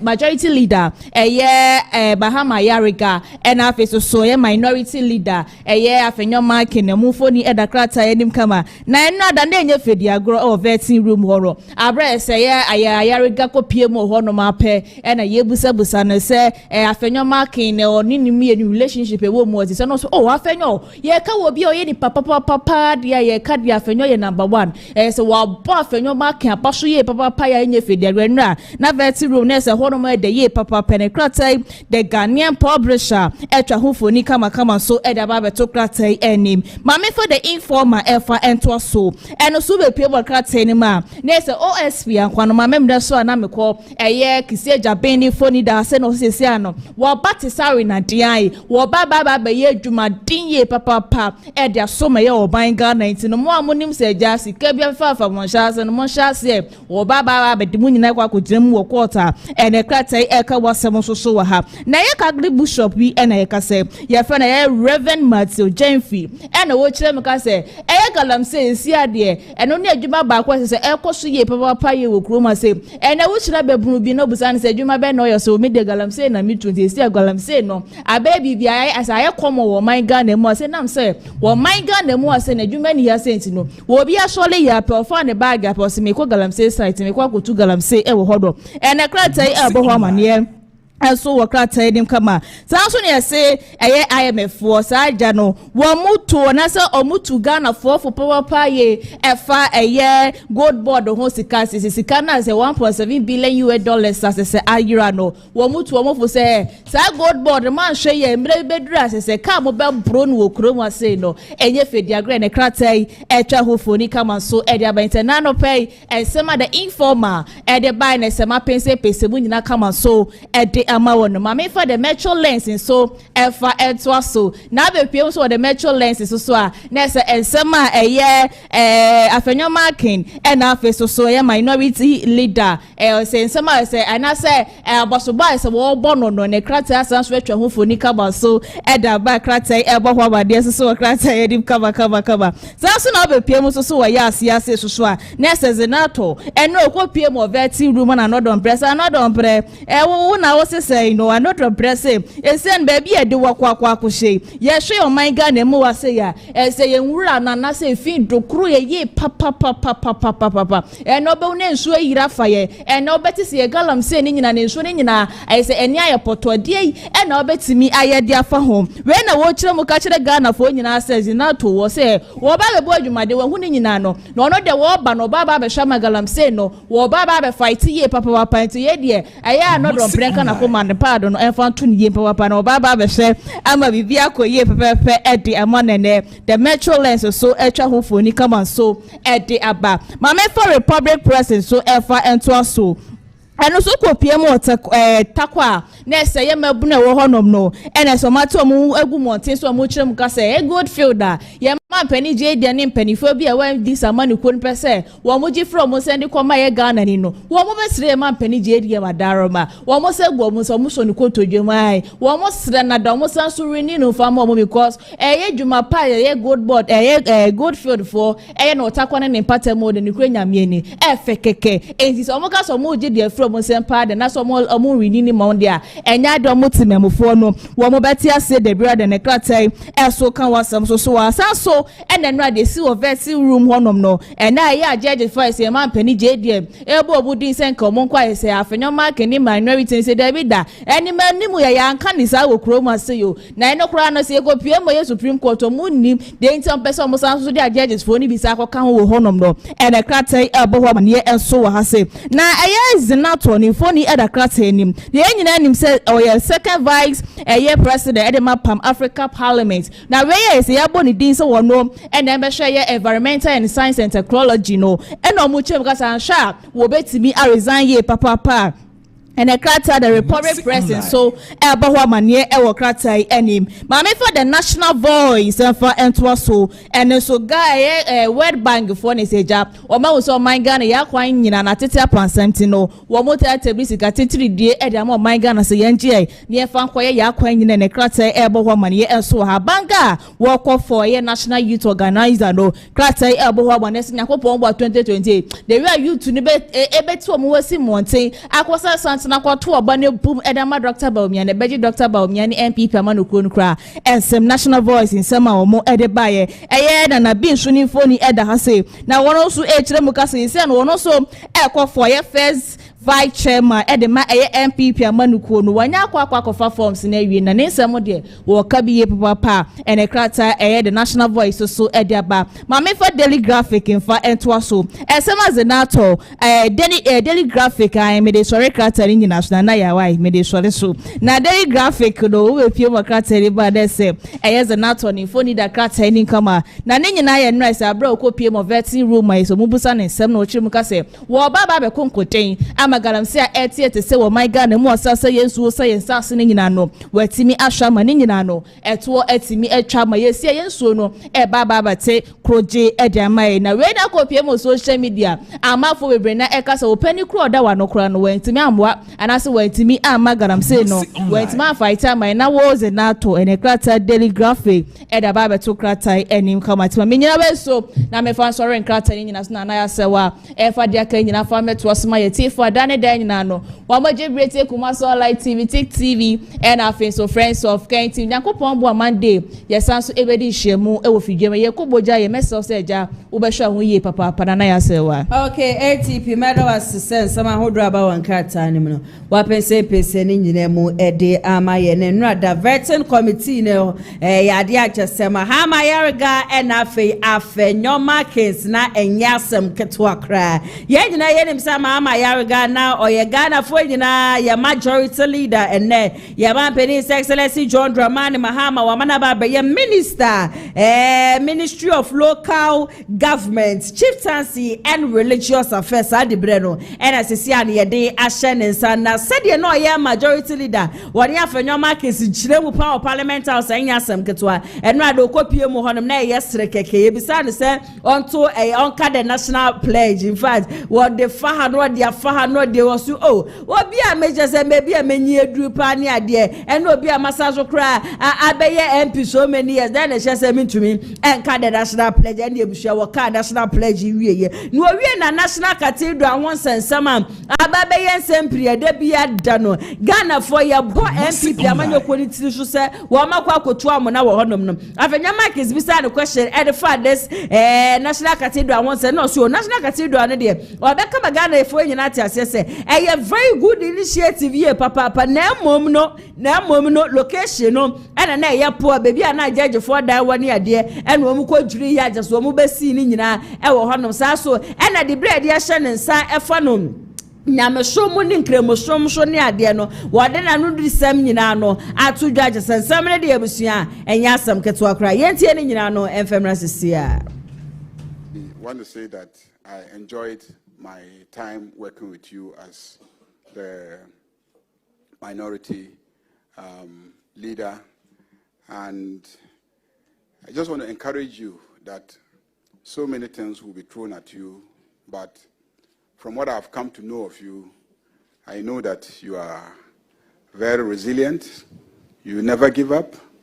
Even when you are lying down, you'll be shouting. When I get up, you will see me. Oh, you are lying down. You're on the ground.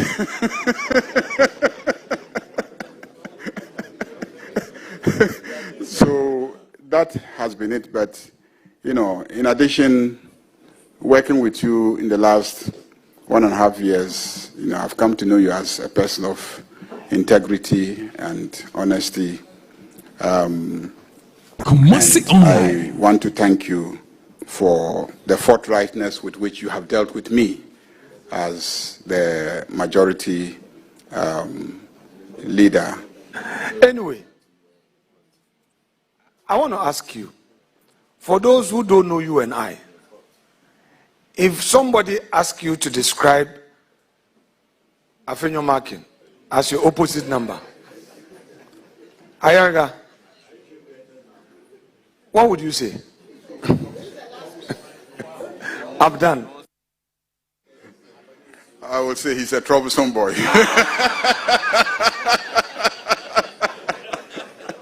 He is indeed troublesome. But I will also add, that he is somebody you can trust when you are dealing with him. You can trust that he will cause trouble. You can trust that he will push his side's position. Of course, and at all times, even I would say, I know this will be difficult for you, but you have to play your role. You are a minority. You have to play your role. And people call me, why do you allow Frank Markin to do all the things that he's doing? I'm like, he's just playing his role. He's just playing his role. So let him play it. I'll play mine. When he finishes doing all the things that he's doing, I'll cause the vote. And then the decision will be taken the way I want it.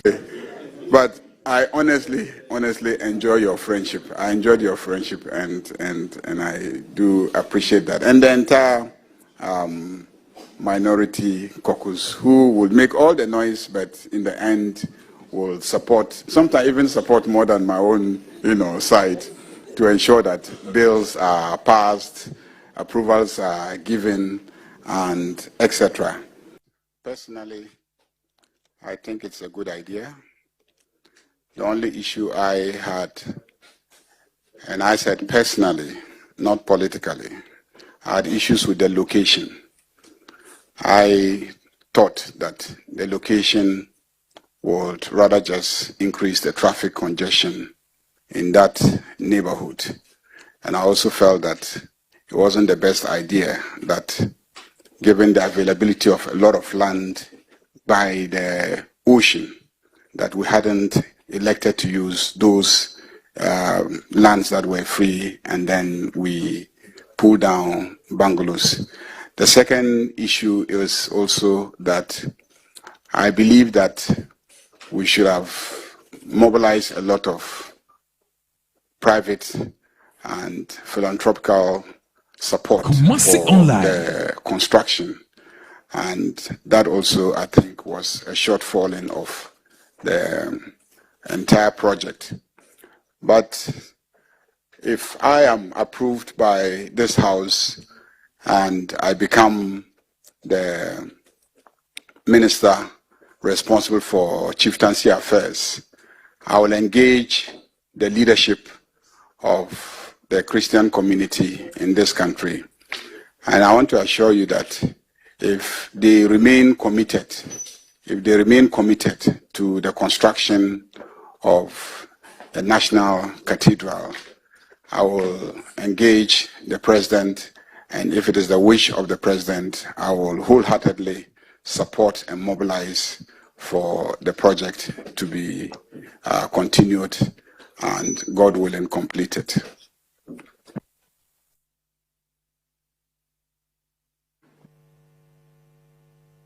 It's now the turn of the ranking member, Minority Leader.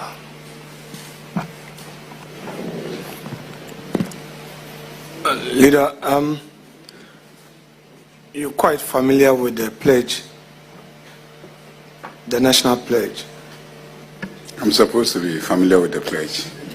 You, I believe you are also familiar, so we'll recite it together. But since you are younger, you can start reciting the pledge, after which I will also recite.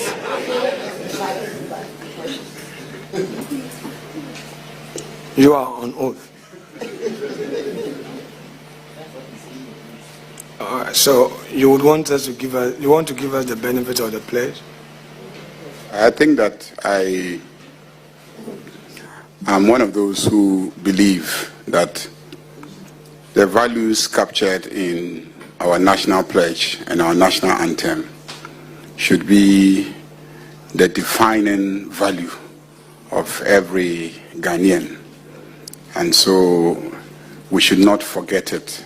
Many of us make a mistake as we age, we forget the national pledge. So I haven't forgotten the pledge.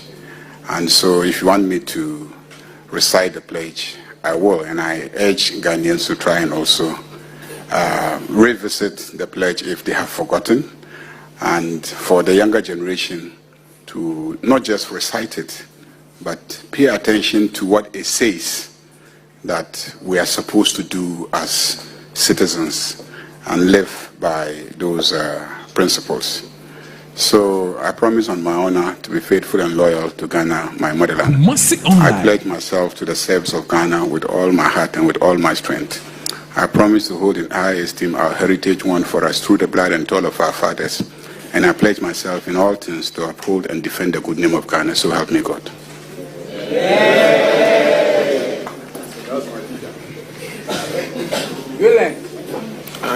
Why the speed?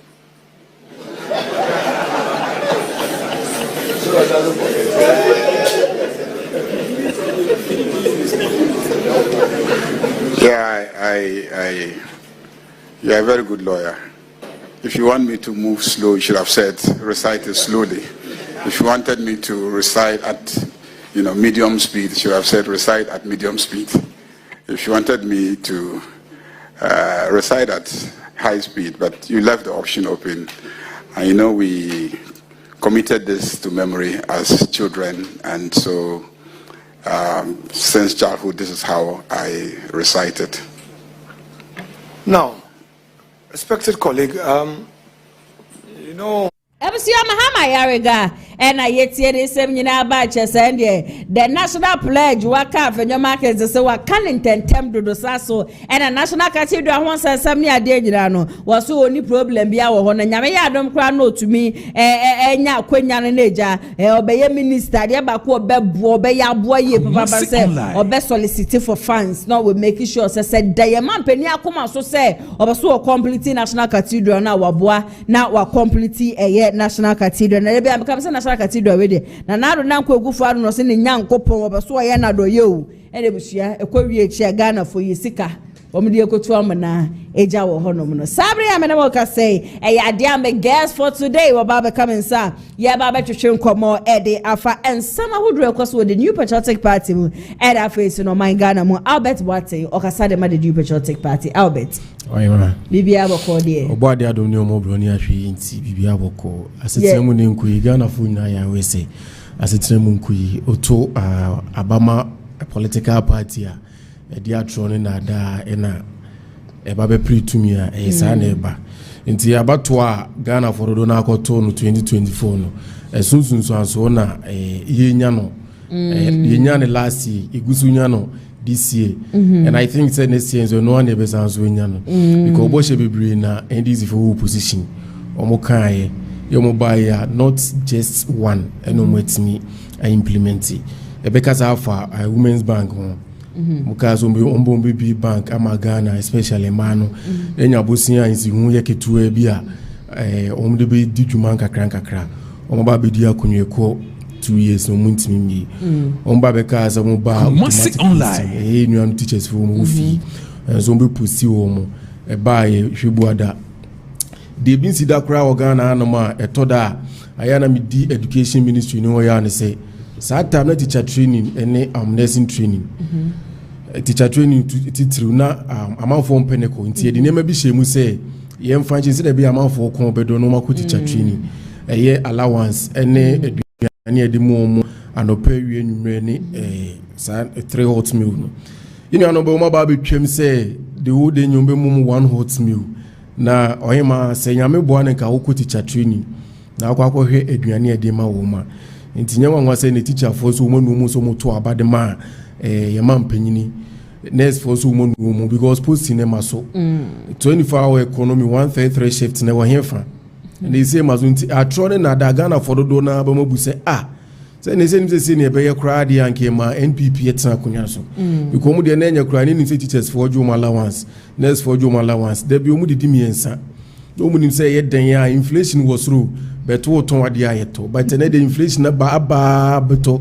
below 5% but still na yento hwe dollars what ya ba from oko haba duty was through dollars what ya ba from abanye makura wo de nka dollar ne so what na ka wo de te soma ye na yehu so de odwen Ghana for no eniema bibiri ena yatum na Ghana for hwe mu si wo mu se na mo ka che se mo bamba ya de papa de amedi bet se pa na ekodia in fact inkuye ndisi for madadai then when was so ma intro no mutwa no opposition eno ya one of the ministers event o mu kan kure national cathedral na kan wa se mo na mo ka che yese na mfaso ni so yakutu amana ne boarding wi ase mo baye mo aye audit mo ka say sike be etu ayi bia na yemra kwan so attorney general kan also no about better no I say you didn't speak against national cathedral na location na onko UK no go be mu cathedral ni si no say yensi city one ma sometimes ya na ye twantro e de babe da Ghana for na 2 minute bar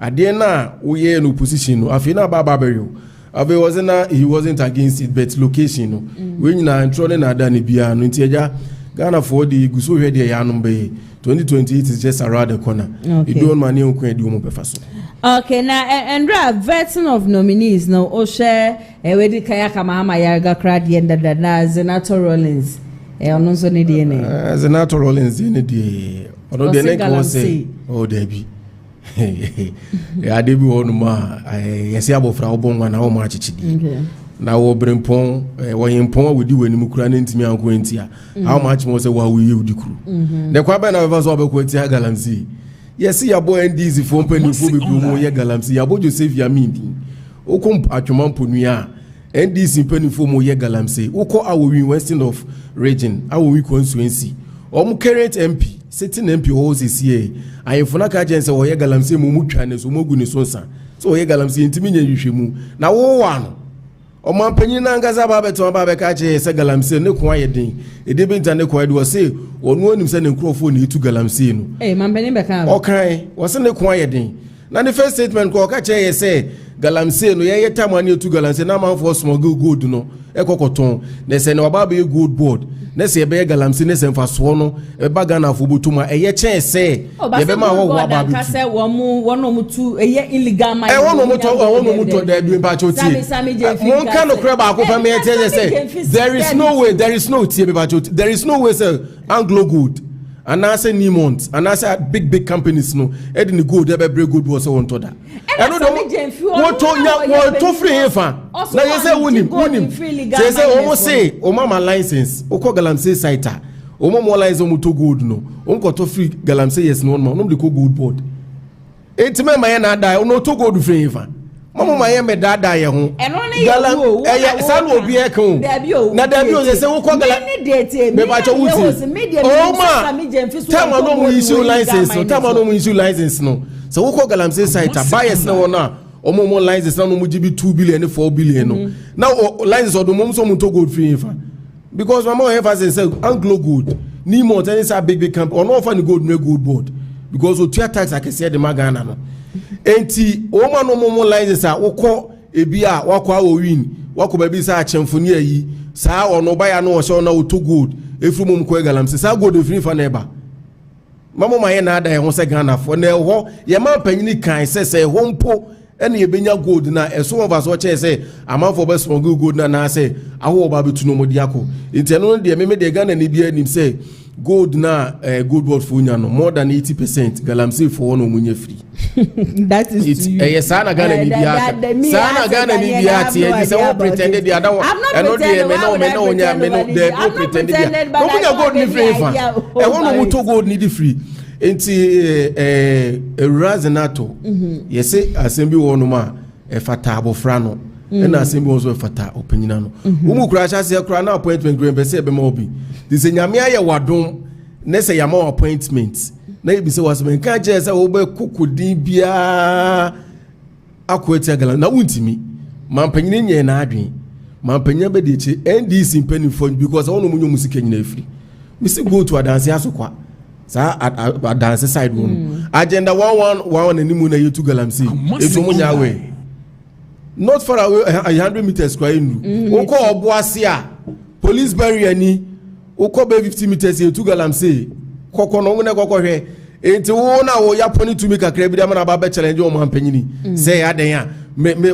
obeye na afem untimi nye unless galamsey no NPP and these all the political parties any info ya adwo say galamsey no edu o man nya eye threat the man o man no say e be quote there is no way minister na utumi be na wo okura bra man for Bryan san e ma appointment te minister asembu wono ma waba no omwa ne ho boko na sika ndwuma de be man say bia e fini san e ma na be no obere say bia be na galamsey ne de odne saka galamsey a amafo ebe kwete na man appointment ono kra de wan wi woni 1 year ye be reshuffle no into ono de me panacha wo pa inu so ono no wa ben wo se environment ne say na be galamsey asem ne die ma onko ho na Joseph Yami asem ne kra more than 1 year. But don't you think say she so brave for between o timi na say wo kwa ye ju tumi na free wonsem na wan kra na ma kwan no na hana bi si wo we ye ni ana o je share no de say eyi robot a ye na she na wona o se say wo we ye be bre wase say oh if am bizarre na bisi wo we what in ka ba oba for first 2-3 months e hu de na wo ye ba ye se bi wo soro ye be ye se free bi order from above ye se be free so aka jo say ijade wo ye no bi se de na no ya last week na me ba na me ka say me ba Friday 2 days before that was Wednesday last week na me ka say Vanderpool e ba be patch e wo channel 1 TV say e kwa samije e fa so ka say wan ka say we free wo kra no bi Friday ka say eh o do sa ka me doba wodo sa kame do ba wodo sa kame intime patch o no sa fetch o ba be patch o why na friend na there bi o na sata ma na sa papa mi ni mode Vanderpool mode mo obo na NDC fiti chairman Rollins mota me bi kura sata na sameja vi kura fe na warrior ya Ghana for do na nim se sameja vi ko fa so kasa ye no wan kasa yi ye di issue amaze say na won ma address issue na wo attack obi wan kasa yi ama oyero Vanderpool munya for Vanderpool say is oba be national chairman aba be ka say the way Sameja Fika say wan ka say to no de or patch on his behalf na Sameja no she danye communication expert wapache wu ade anche no man na mapa na so twa na merry go round etwa no so wo no kra no o pasa meje fi so kaseti an nti wo so hu say na yesa bi o baby because ameje fi dey say no oyo mo darling boy o so wo ready NDC line na sameje mfi ene sa erikeje ne sam na ye mahama mo line na ayiru avanda po no so no e wo the other side to no kra no e me ya nyame ambo a ono no ne ambition of ezo ba be national chairman no ntimi emmem but say yes who ko bi dey tefiri we ni asiansa na wa they say their own here ko mo national chairman election shukre jedem eje bia nem eje bia pacho dey and na da ye ni ana bengazi ba bon te be ka che Ghana fo nyina se Boakye Agyarko ba wo ba ya dey na mo press somebody be ba 2032 when they ba 2032 yes Bryan Acheampong the ba 2032 it's mo shukra na when and John Boadu kra adabu bobi then I may say why na enim say Bryan Acheampong and Dr. Baumia see sometimes politics no and I make us say politics no yes some party and some nipedua ube hu obi a open as and say nipa with tumi we say nka de mana ebe boa by say bi nipa no ebi a ba bi a wonam no ene wa adwen ye pa and no doesn't mean say ube yi party ni diama because onipa ne ba party ni be project no eti menga se Boakye Agyarko boye fa na Boakye Agyarko agina ka se woni Dr. Baumia ntimi nya adwuma ena me pese me bisa no enye fa na God se Baumia so ntimi ne Boakye Agyarko nya Baumia kan ne ba bia wo kan ne da be so now da be na wo kan ye unlike me ba cho unlike oso no na ye ne party no na wonim dia unlike 2016 the see here no ba Dr. Baumia kan we because obi a wo party a wo say no de jemu dada wo na be che say we meet ne nya adwuma eni pe pa cho one na nado krete ne pa cho de on me pa cho o mo Boakye Agyarko na nado yi say ena me pa cho wuti Paul Afoko one same crap ene kwabne Japan say eto abayi wo mo ena na nado e ka zo ntimi no mu nya adwuma ena party mpanifo ejina party mrazo mu yu mu sinchi meboa ba say Paul Afoko na nado ye one one nenya one and one nenka Paul Afoko na nado ye one na Boakye Agyarko no ma interview one no ga so na nado nya fine na say no de obi be yenti na me say politics na ye no wa ma kai no sia na nado ntemi nya kama na nado ma ye yi ne fu na me say na say wonim say ehun hia say me na wo ye fine na say me na wo ye adamfo ansa na me no wo ye adwuma so wonim sa ba say mo party ebetia ba say me na wo tie ye program but ye tisi for my ye namfo mishia we bia metwa me nkasa ho does that mean say no me ntime na wo nya adwuma ehun hia say me no ba ye adamfo ansa me no wo ye adwuma edi sa na ma ne de so obi tie eche ne so kan ba say obeshi obi a obetumi nya obi a ye adwuma wo shie obi abonte na wo twem the fact say wo no obi ye adwuma doesn't mean say mo ye namfo there no I'm not the American not the person outside you can't say no the difference between say me no ye adamfo any say bia me no ye adwuma baako but why would you see me say and it's not about the friendship it's not about the friendship but na there be Dr. Baumia ne ka say one Paul Afoko anase Boakye Agyarko nye free na make us say Bengazi say ono dia wa ye party ni Debi na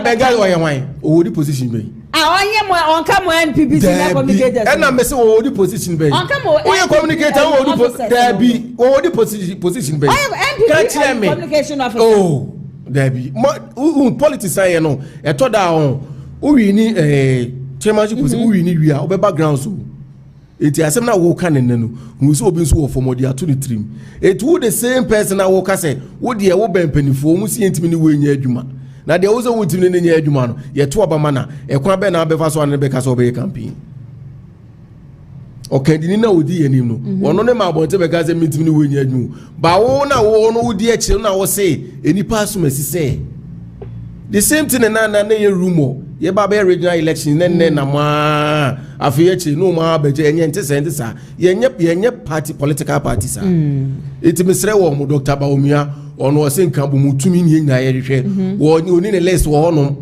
politics e obu on ma obu wa adwes o ni pass mesi de eminyaya ka we ni me ne be ye adwuma be de anya na bia masses ne hwehwe nti ɛno saa no sɛ yɛanto aba ma onipadɛ ba de na abɛkyerɛ ɛno nti na ɛsɛ woyɛ panyin a men declare wo support sɛ wei na medi n'akyi sɛ masses ne ka sɛ wei ne yɛde na ba na ɔne na yɛ adwuma ɛho yɛ sɛ me ne wonyɛ damfoɔ anaasɛ anuafoɔ a na yɛbɛtumi ayɛ adwuma baako nti saa nneɛma na ɛnɛ na mabɔnten no deɛ Dr. Bawumia nka hwee.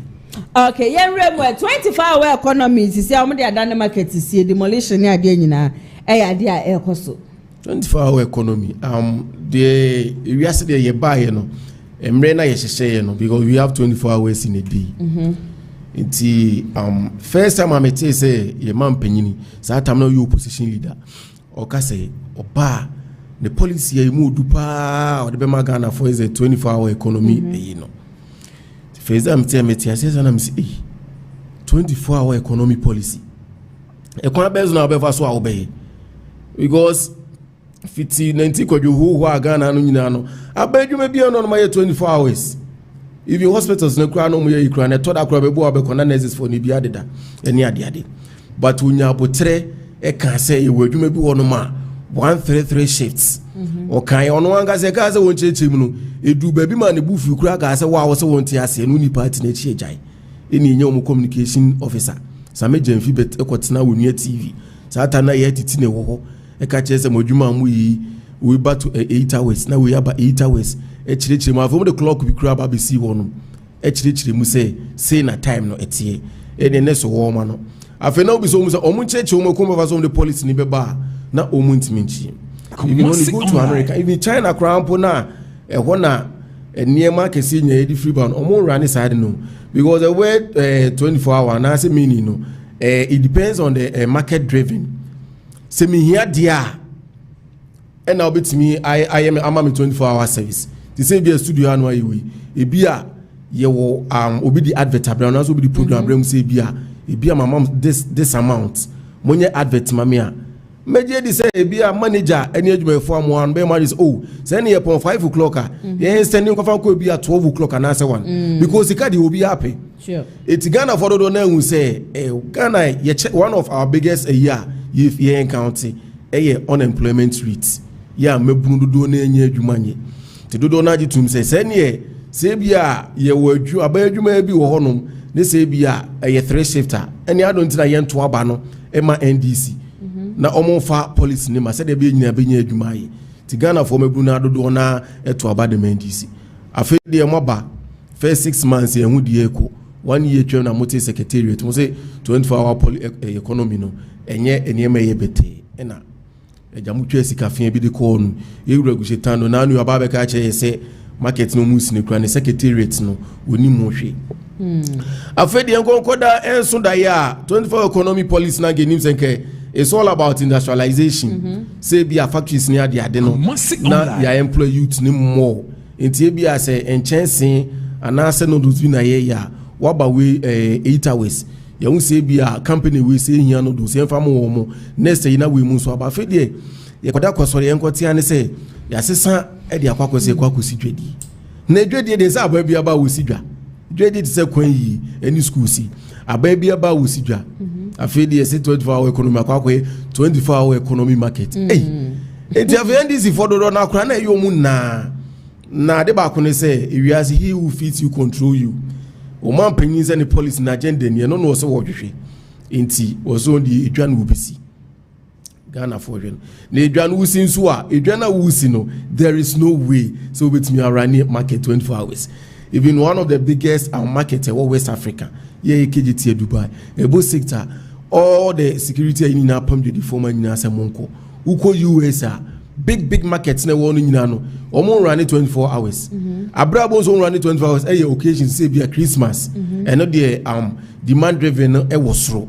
ten untime mpon ba we de won say be edwa no mus edwa na edwa na wi ndisi fo mu ku dwafo akwa kodidwa muko inchi edwa o mampanyin dada akufo adu musia o mu bia no na se edwa no senye standard me se uko incha from Acheampong because asanku wani mu say different constituency na wo free Acheampong e kwa kopi minche ma otu ne nyina no asase bebre de on ma ya assembly ni dia ka betu aba besi 24-hour economy market wo kodwiri inche market na gufom na wo si dwa edwadifo ne te kwa na once na ebo omune momoton so enama yididi ko yem entinenya won ase omu current MP be ka say ekomo fa so mbubu dwa no wono kura na oni mo hwe that tells you entiasia enya adwuma wo NDC party nim because me na me MP me na constituency na to abade yi mi se me nkonko gye wo manem endi se bia wo free so kura because there is no way say otumfo kura na me bo mu ase bo odin di ka asem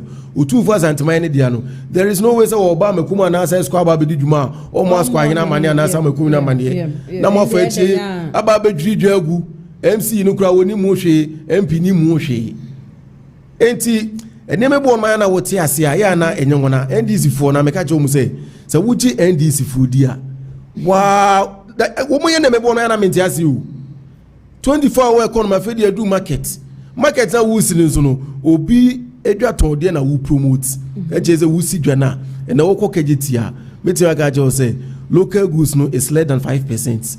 China for na wo promote wo mo adwuma no ma kokra ne ma de ba beku na enye wa wo bi say one of o mo yu bi say na market grass che say MCE baako nipa ne kasa fa kaku market we si kube we si we hu enti 24-hour economy dey eye na ada okay eno mo de ba be twantro de to Ghana for so se Ghana for NDC for na akra no uno mu koso na musifoma omu se sad ni edu omunya eje se ukoku dwafo abedi dwade ayede edwesi wo no akogbu dwane de agu so baba besidwa na nu ya okwa abo asaso ase a omu se ma no asase na assembly for dia but abro sanye si won ma I think say kumewu na se bi enye kumewu se kire community bank moko dwiri dan ne de agu amrekon asem no mo letter kro mo se mo factor wo mo building ni mo se de monti ase na market amba bisinye ya na mo ba jiska free wo because there is no way that we see market na stores no de beche stores no de wo turn 200,000 kra na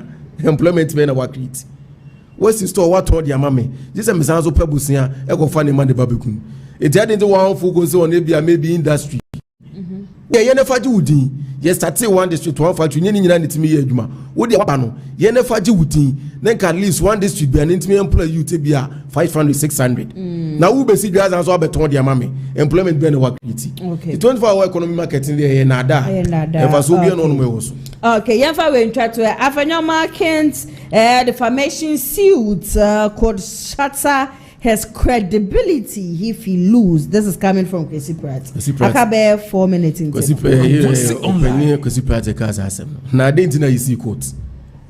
See sometimes ya na assembly onoma the penny for some people man kan ko man kasa cranky because there Kwesi Pratt in numerous cases are what they call quarter went me ending kunim but still na no that so you Kwesi Pratt so what you wadwen you won assembly onon kra atama na e wo power no wo can defy when e buy was as say wano ye nti na wo ka che say NPP the ombeto opposition more than 30 years now your man make che say obi ye na adwin say 2028 NDC be win election na wo say what describe say ngofo no so mo ye amato as bibi we review say word no enyi wo Kwesi Pratt na kan eni say me na mete me baby na say mo kura de no an say na me say wodim say me extortionist me fa akwambone so gigi sika e di free name all because my team bia right to information bill na ATIGYA no me ma organizing crowdphobia call public institutions say bia me say me pay information mo me this amount a me liki mo eya no Sameje fi onye lawyer say dey na no see edin organ na hey e na owura Sameje fi one Erikeje no kra emobo obi a ompe won ho asem because of power ntino and ahomaso wo say o dey Afenyo marking no you no o there no na just amokra if say the amoka ne no kra say you Afenyo marking extortionist na just amokra say ye chemo e kire say obi ba mo no bedada mu jizika free mo no mama report no ma fa nipa na court to mokra say ke ye mo mutumi no say o Erikeje wo ye nip CEO e na Sameje fi say good board to say ke ye mutumi ni di free mu nsem adente nipa ne extortionist and this is not the first time Momo say you war power the same thing and Omo at the ball you Afenyo marking and the court Omo clear no sata na minority no Omo no pena asem the buy and Omo clear say no cre and na mo so mo ba power sata madinta sata manasa gold boss agani nya mind here one can say you Afenyo marking e extortionist afedo babeli ki mo yi a monya a whole platform more than 2 hours mon check Ghana for mukoya gold boss for fa so ball car e kwanya de mutimi ya se mubelebo Afenyo marking say wɔyɛ jovial onye serious ɔyɛ extortionist na Ghana for hwɛ obi fa kwan bɔne bi so defe oju sika emra wo fa ne court na mo de no na wo say Rafa nyoma kenye gold board for nkwa nye sami jafi kwa na wasi no. Oh yeah. Three media companies are wasi wo. Erikaje so kan say wo de no say enko court say court na ye chirechirem say ayampasa me extortionist. They said ye no mo package judges say the Supreme Court ni yi. Say na mo opposite na mo say mo ka say so be there o say court and no ni mo bi o court na ni nua ne ho. Na ye Rafa nyoma ken so no ye mra ni why ye mra dwuma na che. Case bonus all the cockroaches will be different. Wounds all the bill will be different. Oh, I won't fanco. It's here. I'm see practice. I'm not kind here. Me menene nyadwe bako. Emrane wo yes court. Yes, won't be biase Afoko. Judges no me interpret your laws no. To omu chirechirem say ebubo era for no mark in ebuabon. Wodi kunu so aso wodi kunu dey na bega say. But don't you see say as a whole minority leader minority leader and say here we whole leader no lead political party. Here to aba in 137 yeah, now vote difference was 500,000. Unlike here, they na a little over 100,000. No money so more lose better more coin. Okay. No more court. Here are Mama's old inju. Yeah, for a whole NDC general secretary, or bet now calculate how much I can crown to me more. No, no, I didn't go say. Okay. Now me also be using can do court. It's the only see that she will be able to. Madam, I see the NPP penny for Chairman Cooker. Say your 12 man indeed. Busumi mi nukra bet you engagement a one year phone for any recently you know risk course when man Nico regional chairman they sign a political party or come from now doing for na couldn't come and I think say with Chairman Kukano Yami Adma 2028 a percentage be cross say 80%. Yeah, so we say Chairman Kukano or young farmer what tini pass or back from any grassroots needing come now my chairman chemu diama ye MP Honorable Lawyer Kwabena Boatin. The only opposition MP. Yeah, but one day the common fund ne manner was one function Ibotumu or the Dikuma. To Obaju so Afibia well yes was say Afibia non kwara not less than 150. So who tertiary or more scholarship. Who muda danswa or so ma me asne kakra. Or Bojume depo started a distribution of street lights, bulbs nesa, waste bins near there. Na me den chiama Joseph for NPP penny for now. All the polling station executives say, "Oh, Joseph." Team Cromfo. Yo, omu yina Joseph. Ebsia. Albert Boakye and twetwe nkomo e wo showdown jubedi esu Kumasi online TV and afi friends of Ken TV Breno enya ya bia ne samo am join yen so twedi aponyankopon hwamo nyina ye papa jubeko bia da roma and dem tumidi jumedi ebe so mo ye kwa weekend open cat ya atode a bra be pie mu e wo Danis garage na bra be chewo de mo a che weekend mu betu kwan ne ade mo bia wa next month ye be rem awade bi chencheche bi da wenimpa na pekaya kama ohu wudu kopie mo ba na busu afie aja so mo baji watuma Danis garage e osaka ni nyina bi Tacoma wo V8 wo honom Land Cruiser wo honom jese cars sum honom ne busia enye asem keto akwa location enye yo akwa Kumasi asokwati ya mas opposite honom a na wo mo wo hye ne so mo cars ne so de nkrata aguso wo mo engine deda cars ne muso kra de enye asem keto cars no efiri show na aba direct to wutisika to a enye se wo to ade yasa keke de bi omo cars no papa ankasa je number we na frɛ wo mo esi 0550623377 saso na policeman force so say obesiro bia ye papa pamranti aje say edu weekend na mo de mo nan eyi nkeche na ha mo edu weekend na mo bobo ye papa no obeti obisi ye mko bobo na me nemu bu yo mko bobo na mensa ewo ho no wo so kopie mo pharmaceutical shop na se chemist shop bia kwaje policeman ni bi okwa akobobo a make sure so de be ko park no so obinya tia wona so aweti kakra bi wo de aye ho no 3-5 minutes pence ni nyina be kono wato aso abobo mo so mo be kwa akoko yi enyuma no mani tu enyuma kro ne da ane ma mo ko bojaye no me pa chofa bi ko wechi na ye oya wo da ho no ma wo na de massage kama wo so wo todwe wo sisi wo nine wo nsa ye de massage wa me say 5-10 minutes pence ni nyina no ya de a ebetutu akomo amopa nudu etu so no mi si aba center mron Kumasi e wo ho no ma wo mo twa mo 0244582993 and number obetimi afre edese so mamida production team ni nyina sensema hodo aba won krata ne mu no hana 80 bi de be som ye camera ne yam share so de no na ya camera ne MC Kwadwo Yeboah ne Sadu Ejuma and Echegu executive producer Mr. Daniel Yeboah me so am tine dwam and dwumadi ebe so mo medin ene nana ya se wanyame ya adoma next week Monday yebesa so adi ehia e wo showdown dwumadi so have a wonderful weekend makramo. Kumasi online